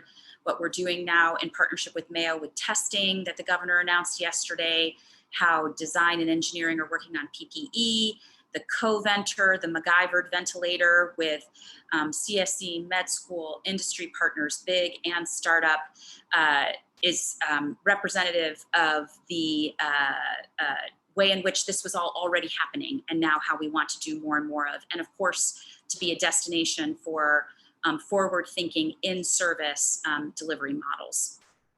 Next slide. Sustainability, critical attribute of our state in both environmentalism and natural resources, and a deep strength across our system. So we want to be a state and worldwide leader in how we teach around sustainability, the research we do, and our ability to convene as an institution. We want to be leaders system-wide around how we are part of the voice around policy and sustainability initiatives. And then we as a system have work to do on our own climate action plan and making sure that we are responsive as a partner to the effort to resolve the climate emergency, work going on there, lots of student advocacy there, which we appreciate, working on the details, but without any question that it's something that requires attention and has work that needs to be completed, hence its position in the strategic plan. Next page, please. And then last but not least, as a land grant institution, food and agriculture. So the action items there around smart farming, food supplies, our commitment to natural resources, expanding the talent pipeline, both as a commitment to student learning and research and as a commitment to rural communities, and then extension, that without question is a core attribute of who we are. I'll mention, since extension is here, just a attribute of strategic planning in general that I want to highlight, which is that strategic plans are not meant to rip the place in half and put it back together. It is an adage that anywhere around, I mean, these are arbitrary percentages, that 85% of a strategic plan is a carryover to reflect that you were already doing things well and want to continue them, that you continue to emphasize them, so you put them at the top of the plan. And then 15%, give or take, again, an arbitrary percentage, are the new initiatives that would come up as a result of the architecture that the strategic plan allows to funnel in for review. So extension is extension is who we are. It's part of our core origins. So to have it in a forward-looking strategic plan might seem odd, but that is why it's there, because its importance is amplified, anchored, and continued and reflected by having it elevate up in this way. So next page, please. All right, commitment 4 is around community and belonging. Next slide. So the first goal is around recruitment and retention of a representative student body, faculty, and staff, and then the work that needs to go into ensuring that the disparities of underrepresented groups diminish, hopefully down to 0 over time. Next slide. That we are a welcoming and inclusive campus. So this is really 2 sides of one coin. So inclusion around campus climate and equally heard and powerful voice, and satisfaction, which is around working here, living here, being a part of someone, part of something that comes in and out, and making sure that people are happy to be here, feel they get what they need, and then making the investment in education and training to ensure that we are doing the best we can. Much work to do in all of these areas, but putting it in the plan is how we create the accountability around seeing that that work continues. Next slide. And then goal 3 is around our public history and enduring partnerships. So public history is the broad umbrella under which renamings and the effort that led to that part of the conversation emerged.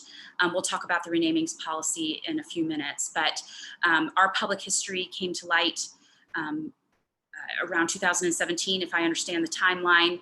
The board has made a commitment to work in this area, so we have amplified that in the strategic plan. And then our partnerships with our tribal community partners, which is work we've begun and have much work to do. And then also being what I would call, if you will, a good neighbor in terms of where we sit in the underserved communities that are the neighbors of all of our campuses across the system and across the state, and in partnership with Minnesota State to enhance society broadly, but in particular with access to education. Next slide, please. And then last but not least, the money, the fiscal stewardship. So next page. So we want to reduce student debt. You saw in our student success goal a commitment to scholarship. So these go hand in hand. They're not exactly the same, but you need both in order to bring down barriers that students might feel financially to obtaining the education that they want and deserve. That we would have employment opportunities for students at all levels. And we're working on a program for full support for families that are at certain income levels or below. We're actually pretty close to that, but we want to get through that last mile piece to ensure that there are opportunities. Next slide. We want to really think about tuition and pricing. Ironically, having the tuition freeze come through would be something we would have seen as an outcome over a longer period of analysis and time, but here we are. You may have seen that in the spring, the administration presented to the board a self-study on our administrative costs done by Huron, a quick and inexpensive study that they did that shows how we sit relative to our peers in administrative costs. On average, we do well, we're in the middle, which is where you would expect us to be. There are some nuances to that study that show some good news, which is, for example, that we overinvest relative to our peers in student success, which I think you can see that our students are doing well and have resources, which they should. We do also overinvest in administrative cost. There's some reasons for that. We don't have a separate system office like some of our peers do, but it doesn't mean that this cost shouldn't come down, and we have as a goal to bring that cost down so that we would be average or better relative to our peers. And we're always looking for alternate revenue beyond state support and tuition so that we can use that alternate revenue to drive costs down for students. Next slide, please. This is a strategic plan that includes the decisions that our boards make. Some of you are very invested and work very actively in our physical infrastructure. A lot of you don't, but it is a very big and important part of who we are historically in terms of the land we own, the land we sell, how we grow the physical footprint of the campus. So we've already begun action item 1, which is to develop a master plan, and then the other 2 items are underway. Next page. We were in the process of developing risk management strategies. Ironically, I didn't get to wait for that to be finished in order to start dealing with some risk. But if anything, what we're dealing with now, which by the way was anchored in readiness and preparedness around risk management strategy, including pandemic strategy. Last time we did this was with H1N1. We now more than ever need to make sure we're looking ahead, because in dealing with the fiscal hit and the overburden of everyone makes us vulnerable. And so we need to be thinking purposefully about the next potential risk and being ready for it as well. Next slide.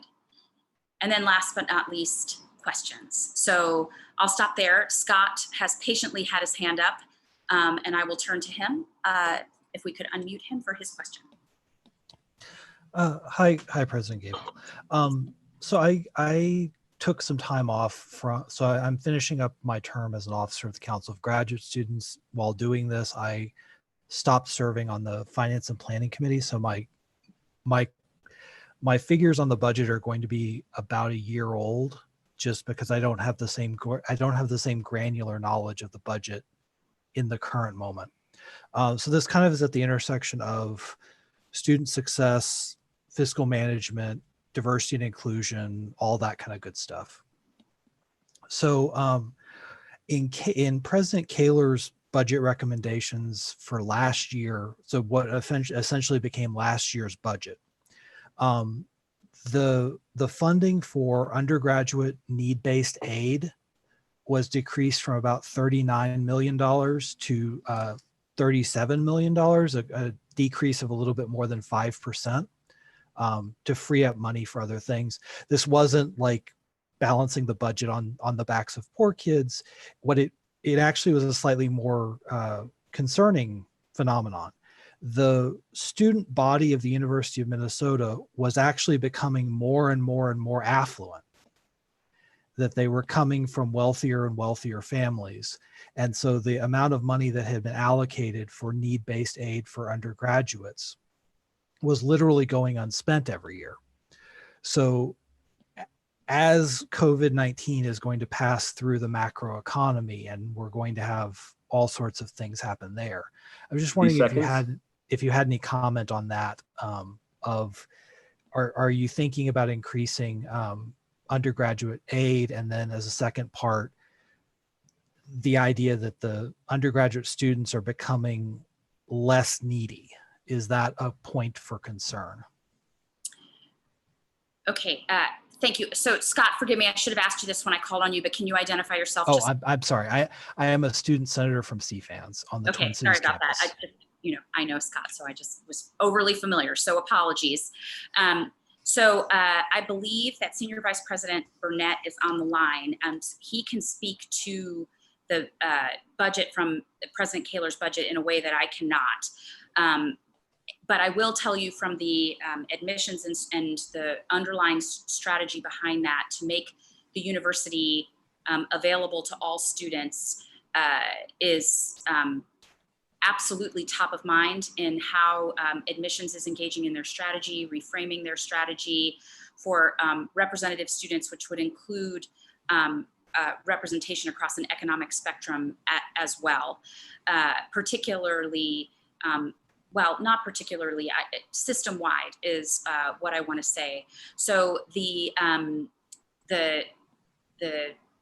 outcome of that remains to be seen, and how that has changed we'll know some information about on May 1st when we see the commitment deadline pass for the Twin Cities campus, and after June 1st when all the commitment deadline for incoming freshmen pass across the system, whether it's working.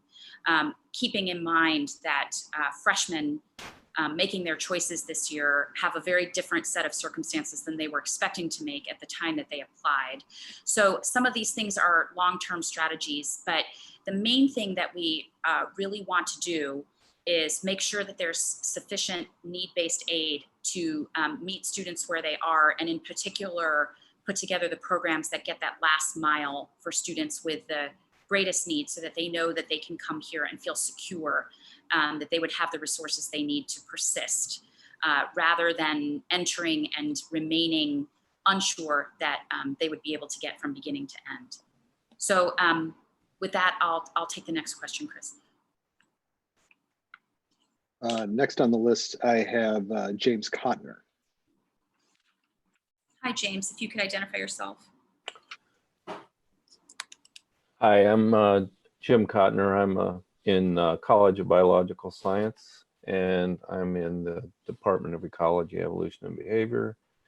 And I just wanted to, comment on Commitment 3. I'm happy to see the commitment to health, the environment, and food, as a lot of the work we do in CBS and CFANS relates to a lot of that.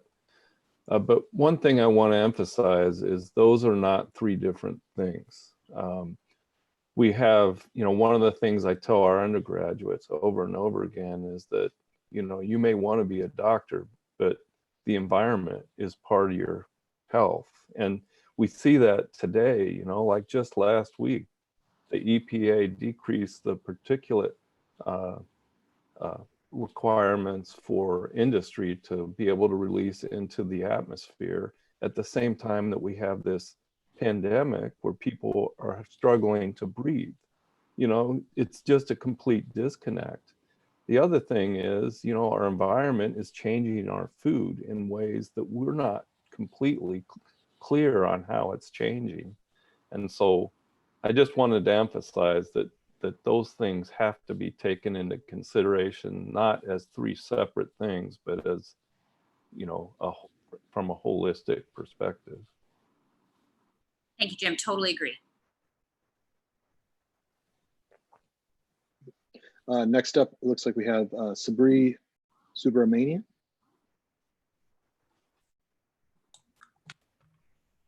Thank you, President Gable.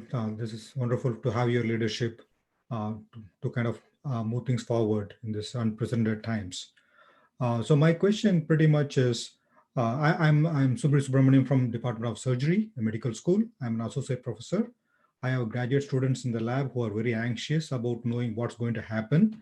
And primarily I'm considering things about international students whose visa will be expiring, shortly, and they have some issues in continuing with some extension of visas and also the OPT and all those things. So they're very anxious in this situation as to what's going to happen, especially when the student office is closed, international student office is closed.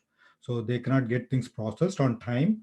And if it's getting delayed, because it's beyond within the university, it's the US CSA and all those things are involved. So how, as a university, we are planning towards those kind of situations? And yeah, that would be helpful to kind of consider things forward. Yes. Thank you so much. Thank you. Okay, so I'll take the international student question first and the lab question second. So no question that our international students have unique vulnerabilities as a result of the way that the pandemic is unfolding and some of the decisions that are being made in government. Our International Student Services Office is open. It's just delayed because of the fact that we're working remotely.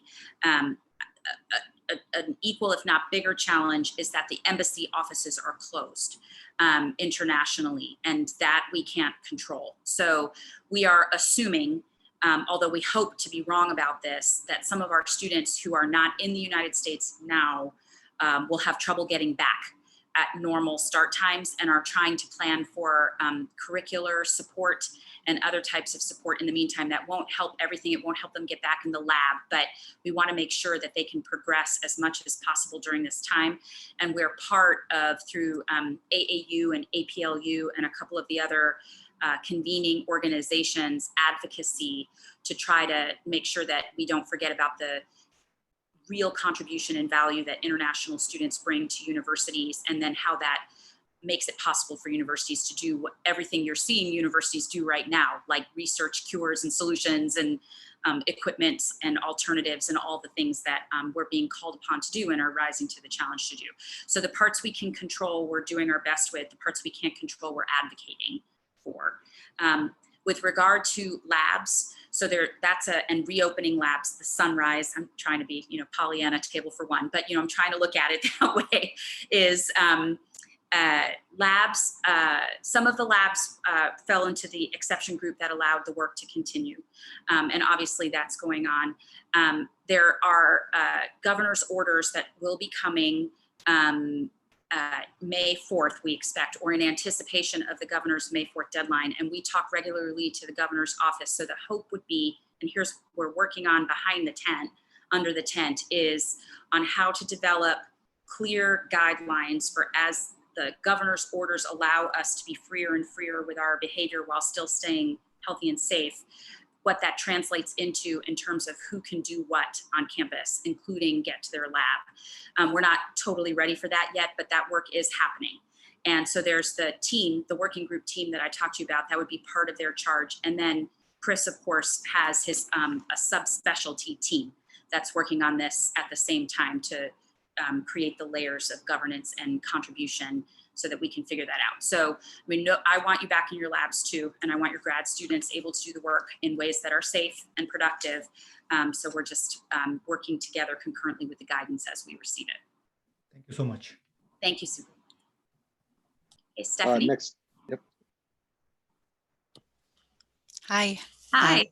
I am a faculty senator in Extension, coming to you from Rochester, and I'm hoping that my girls don't interrupt me. But I just wanted to, first of all, thank you for your leadership and the communication that we are receiving, that I'm receiving, I feel very comforted by. So I just wanted you to know it means the world to me. Also, I just wanted to chime in on the Minter sections, the third commitment, and see if your leadership team has engaged or connected to the UN Sustainable Development Goals, and if those goals have been connected to the way that you're thinking about that. So that's one question. And then the second is I feel really proud about all of the innovation that's happening in this time right now. And we have some amazing private sector partners and leaders in the ag industry and health industry. And I also want to make sure that those most under-resourced communities and families also have a seat at the table and how we move forward. And so I guess wanted to maybe just put that out there, but also see if you've had any discussion when it comes to that third commitment and making sure that those most impacted by the inequities in our system have a voice at the table. Thank you. Thanks, Stephanie. Yes, so first with regard to the UN goals themselves, yes, we are tracking those goals, and you won't be surprised to hear that our student advocacy group is anchoring in those goals, which is exactly what I would hope and expect that they would do, which I commend them for.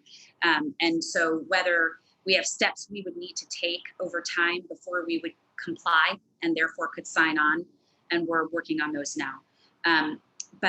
So that's not a light switch, but it is in progress. It's its own sunrise. And then in terms of, I mean, what we've seen with the in general, but is really exposed with the pandemic is vulnerability and the impact of vulnerability, and thinking about what that means for our planning going forward. I think was always in there, but is much more overt now. So yes, I mean, I would broadly say yes, that is part of what we're discussing and really thinking about how to make it work. Thank you.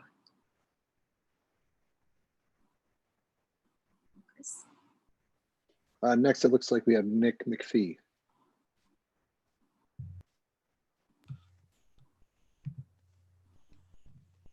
Thank you. I also want to thank everybody involved for the huge amount of work that's been going on. I think connecting to some of the previous, I should identify myself. I'm Nick McPhee, faculty senator from the Morris campus. Apologies.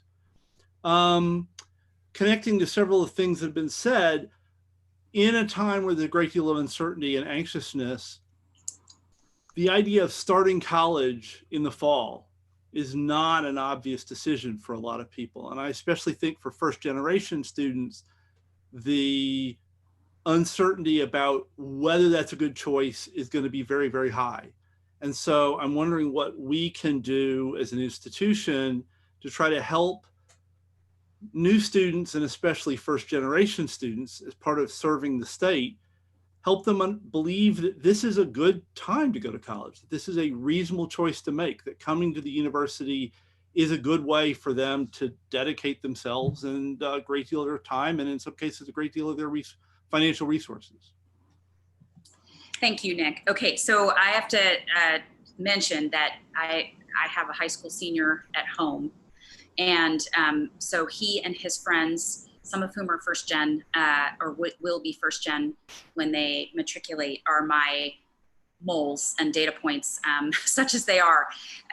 And so it's been very interesting to explore this question from the administrative side, where we look at, 50,000 applications and across the system, and really look at trends until we meet the students. We don't know them, and versus having this unique benefit of hearing their conversations and their questions and what they're asking each other, and what some of them are asking me, although not my own kid, he would never ask me anything, but my kids' friends asking me about their choices. And they are, you're correct, considering alternatives. Oh, should I work, or should I take classes in the least expensive way until school opens up, or do I do a gap year? So the working gap year question is in the same category as the start college question, because the options to do that are so limited. What I'm seeing, both talking to my peers, watching national trends, commit rates, things like that, and then also hearing from these kids, right over, eavesdropping on their own Zoom calls, is that the one thing they're really looking at is less expensive alternatives while they await the opportunity to come on campus. All things on the table, but particularly that. And so so we're communicating actively, we're reframing the communications that we engage in normally at this time of year, this rush before the group of students commits. We're looking at where turning over every sofa cushion to find as much financial support as we can provide to make it worth students' while. The CARES Act money does not help us with this, but it does potentially help us free up other resources that we might have provided to emergency funding towards this. And then just communication, because we really think the data will tell that it's still the best investment you can make is in your education long-term. And so just making sure we get that message out. So thank you. Thank you. Are there any more questions, Chris? I don't see any at this time. Oh, Okay. take that back. Todd Rockwood just raised his hand. Yes. Hi, Todd. I'm attempting to unmute. Okay, I'm off mute, sorry. Just wanted to ask about, university-wide initiatives relative to general population studies and coordination across different schools. I'm sorry, I'm in the School of Public Health, but the coordination across the social sciences, Humphrey, ag, social work, et cetera, of trying to get a plan in place where we are generating a common data set that could be used across the university to address issues and needs for the state, as well as advance, what we know and understand about social reactions to, something like this epidemic, and wanted to know what is going on at the university level relative to that. Gosh, that's a good question. I am not aware of an initiative around that. I haven't instituted an initiative around that. I don't know if there's anything similar to that in the Grand Challenges work out of the Provost office. I may have to follow up with you on that one. Okay, thank you. You're welcome. Okay. Oh, yes. Sorry, I just had a last burning question I just thought of. Well, I guess for those of you that don't know me, I'm Sam Shepard. I'm outgoing SSCC rep from UMD. So my question is, with the online learning kind of being the only present learning we have right now, I know with my experience last year as a sophomore, I was on an online learning task force. I don't know if there was anything out of the Twin Cities that was being formed regards to how we move forward with online learning. Yes, so thank you, Sam.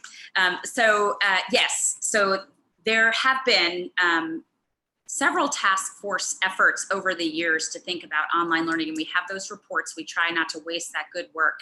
And then there's I wouldn't even call it a task force. I'd call it sort of almost like a lunch table committee of people who've been looking at kitchen cabinet kind of committee of people who've been looking at our online options. That was a forward-thinking group that I had pulled together to just do a brainstorm about, if we wanted to do this, where would we want to go? And some really interesting ideas that came out of that, but we weren't acting on any of them yet. And then all of a sudden this happened, which has become like literally an every single person task force on online and distributed learning that we're learning a lot from. And in the spirit of not wasting these lessons, trying to make sure we at least take advantage of everything that we're learning about standing this up and our bandwidth and where we need help. We did stand up an RFP, which is live now, to look for external support for how we can be as innovative as possible in developing new platforms, but we have not gotten any further than that when all of this happened. Okay, thank you. That's all I had. Thanks, Sam.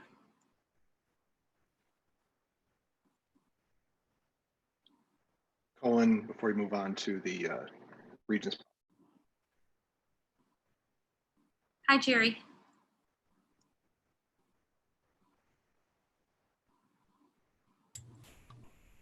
Okay, I was very happy to see in the strategic plan the need to have students, undergraduate students, have research experiences in labs. Is that one of the items? And I think it's really important, but of course, right now, those kind of things are impossible since students can't be on campus. But where a goal is missing, and when I want to try to advocate as often as I can, is that we as laboratory directors, small businesses basically, philosophically, that we get our money outside the university through sponsored projects, and that we run our labs very similar to the way a small business runs. And startup is not going to be free. The lab is going to cost us. It's already costing us money, for which we're not necessarily going to do things that our sponsors are going to be happy with, although they're more understanding than most. But in the end, it's going to cost us to restart our labs, and it's going to. The bottom line is that for most of us, that's going to impact the number of undergraduates we have, because we're going to have to support graduates and our postdocs. But the kind of free money we have is usually the undergraduates that come into our lab and benefit by those kinds of experiences. So I was wondering if, through grant and aid or other kind of things, as all this money is disappearing, whether something can be held for at least the idea that labs that are restarting could have some way to apply for funds that would be startup funds post coronavirus. Thank you, Jerry. Jerry, can you do your identification? I forgot to ask you at the beginning. Oh, sorry. I'm a faculty member in CFANS in the Department of Horticultural Science. Okay. Enough? I have a lot of titles if you want them all. I know, actually, I've heard you list them off before, so we'll just we'll leave it at that. So that's a good question, Jerry. I personally I'm not aware of that. Doesn't mean it's not happening. And I know Chris is listening. And so as he's developing his Sunrise plan, I'm sure he's taking that suggestion under advisement. I think it's a very good one. Okay, thank you. I actually sent it to him too, so. Oh, did you? Okay, perfect. All right, so I'm going to ask your indulgence if we can move on to the renamings policy. And if there are more questions about the strategic plan, we can pose them after I get through the renamings policy discussion and go through those questions. If we have time at the end to loop back to anything that you all would like to discuss, we can go from there. So with that, I want to call to your attention that in the docket is the February 2020 Board of Regents redlined edited plan, or I should say policy proposal, and also give a little clarification on process, because the namings policy is a board policy as opposed to an administrative policy. And what they charged was that the administration would develop the renamings addendum to the namings policy. So by charging us to do that, rather than doing it on their own and discussing it independently through their governance, their own self-governance process, that de facto charges the administration with the consultation component, which is what we're doing here. But that at the end of the day, this is a board policy, and that means that the final language is ultimately within their purview. But it's coming up to the board through the governance committee, which has allowed for a platform for really interesting, robust, and I think open discussion that has been that has given me a lot of optimism about what this means for the institution, and in particular what this means for this component of the community and belonging strategic plan that I talked about a few minutes ago. So timeline-wise, I don't think I really need to go into too much detail. That a lot of our conversation around this began with the activity that led to the Campus Divided exhibit, the work of the task force, with great appreciation to the faculty who undertook that work, presentation to the board, and their vote not to rename, but instead to issue this charge. And that charge included sustained educational programming, other indicia of the history of the institution, and this renamings addendum. So with regard to educational programming in this first year, I have shamelessly hitched my wagon to John Wright and his work through his Luminaries series by co-sponsoring the events he held in the fall and in the spring. And in the fall, it was Professor Christopher Lehman from St. Cloud State presenting his work on the history of slavery and racism on this campus and in this system. And in the spring, the screening of the TPT documentary, This Free North, which was an amazing event. And I'll remind everybody that that documentary is still available for free on the TPT website. So we'll have more activities year over year. We'll probably develop activities that have permanence in addition to continuing to co-sponsor where we're invited and able to do so. And there's work to do on the other indicia, but the renamings policy work is work that in the same spirit of the show going on continues despite these strange circumstances we find ourselves in. So the first thing we did was to take a wide variety of consultative points in thinking about how to even undertake this work. And that led to bringing forward to different consultative groups, governance groups, individuals on campus and in the community, and then ultimately to the board 4 sample policies for them to explore and discuss so that we could glean what might ultimately compose a policy that represents our community.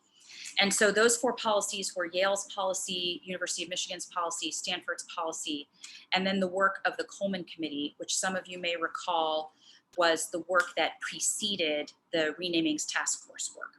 So each of these policies offered a framework that had decision trees, principles of inquiry, standards for shared governance, and recommendations for how research would be undertaken.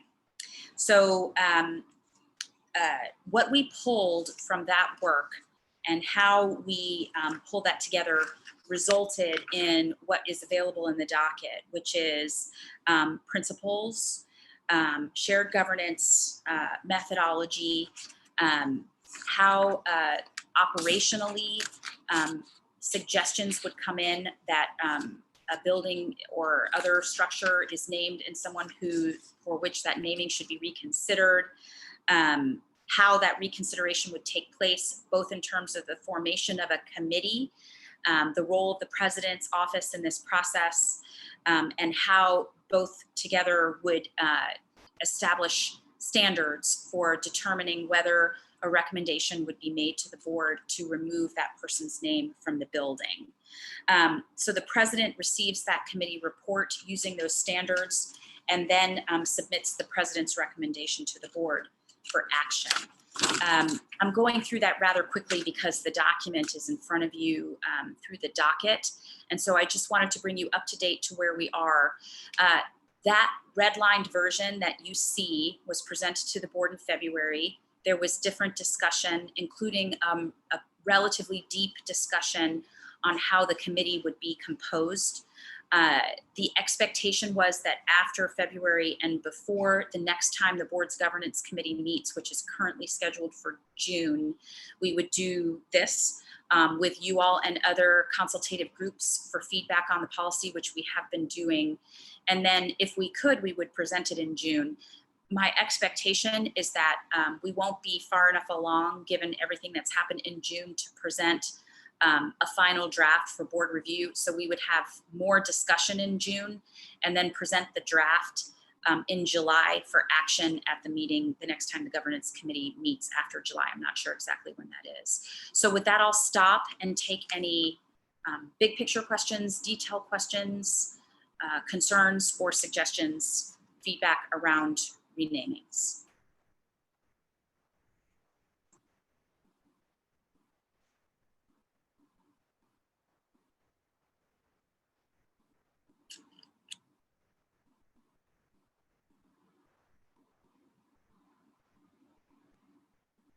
So what I'll say is, just as in case something will queue up, give it a look and marinate in it and see how it strikes you. If you were reviewing, if you were part of a committee, does it give you guidance? If you were the one bringing forward the suggestion, does it give you guidance? If you were the one deciding, does it give you guidance? If you feel comfortable with something that is inherently uncomfortable and is a recognition of a painful history, but an effort to move forward in a spirit of both reckoning and reconciliation, great. If you have feedback, I ask you to bring it forward. If you don't want to now, then later. So I see we have a question. Looks like Nickel Beatty. Yes. Hello, President Gable. I am a student senator from the College of Biological Sciences for the 2021-2022 year. And my clarification that I wanted to get, and also just a suggestion, is regarding the board's list of factors. I believe it's subheaded 4, and the suggested revision was that the strength and clarity of the interpretation of the historical evidence. The case of renaming is strongest when there is clear and unambiguous evidence of the wrongful behavior by the individuals, and is weakest when the evidence is scant or ambiguous. For me, I find that a little problematic, as in historical evidence does not necessarily exist in the vacuum, nor can it be used as a way to relate objective truth. Evidence is always intermediated by interpretation. Thus, the interpretation should be strong and informed by current historical pedagogy and thought. So that's just my my thought on that clarification. And then I wanted to also give another suggestion on an omission for the case for renaming is weaker when the individuals has had an important role in the university's history, and stronger when the individuals lack a significant connection to the university.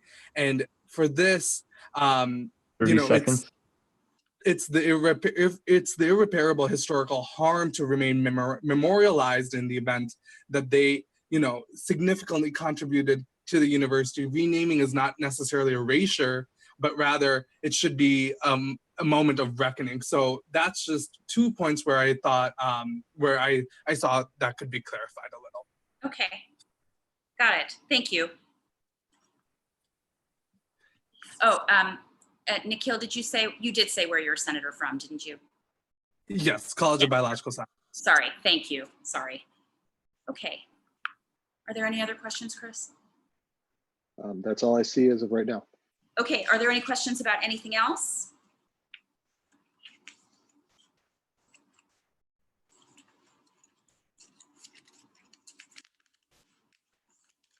Okay, I'm getting back to my agenda for today then. All right, so that will conclude. Oh, yes. One more question. Gleska.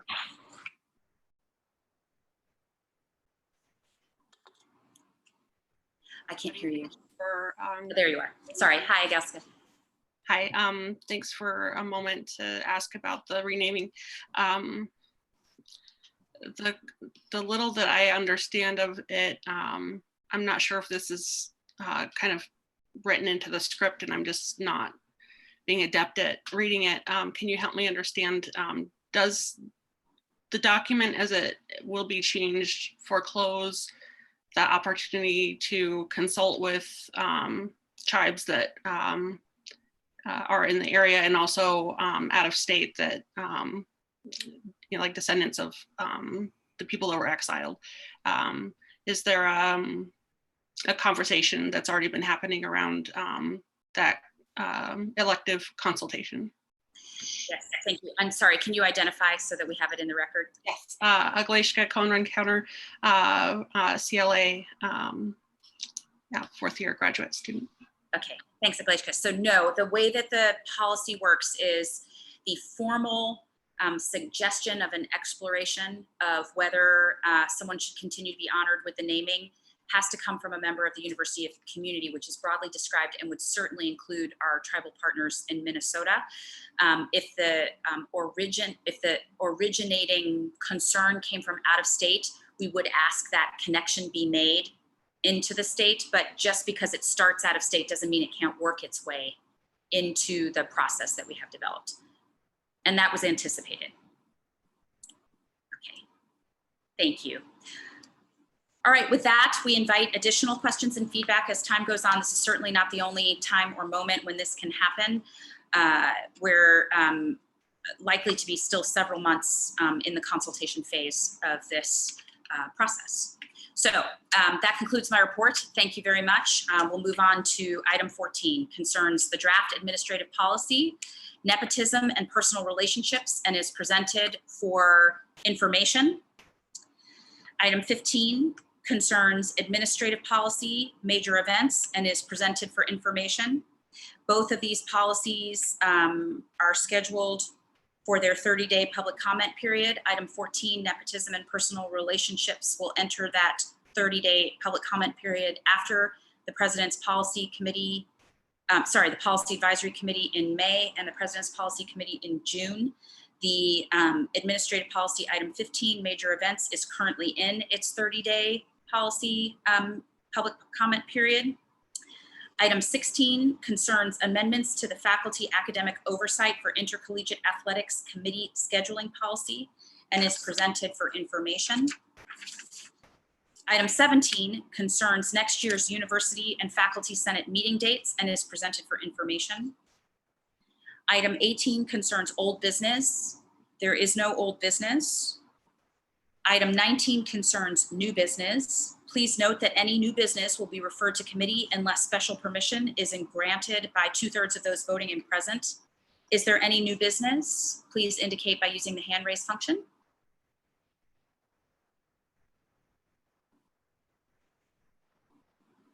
Looks like I've got Rosie Book. Hi, Rosie.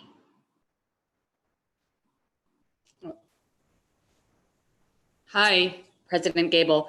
I'm faculty senator in Department of Educational Psychology. I'll also just echo my gratitude for your leadership. I think you've done a great job. I just had a question about in our last meeting in December where we discussed the lib ed requirements. Yes. We ended that meeting with a proposal or a motion to reconstitute a new committee to address that. And I recall that the outcome of that was that will become new business in this meeting, in our next meeting. And so that wasn't discussed at all about what's happening, the outcome, or what we're going to do if we're going to address lib ed requirements again. And I just thought it would be a good time given what's happening right now and student concerns with coming back, et cetera. Okay, thanks, Rosie. I'm going to defer because the way that went, it went back to FCC, and so I'm going to defer to Amy Pittenger to respond to that question. My recollection is that we did not reconstitute another committee. But so I'll have to go back and look at what we said. That was such, I don't remember now, but that isn't how I remember how that ended. So we'll have to get back to you about that. Okay, thank you. Okay. Thank you, Rosie. Is there any other new business? Okay, hearing none, I'll call for a motion to adjourn. Chris, if you want to unmute everybody. Chicago at Maybe that's not the best idea. I could throw up I could just throw up a quick poll. Motion to adjourn. Seconded. Second. All right, host, you want to call up the poll? All in favor? Aye. Opposed? Aye. Aye. Aye. Aye. Are amazing. Thank you for your flexibility and your engagement and participation. Drop me a note if you have any concerns, and I look forward to hopefully seeing you all in person soon. Stay well. Thank you, President. Thank you. Bye. Thank you. Thank you. Thank you.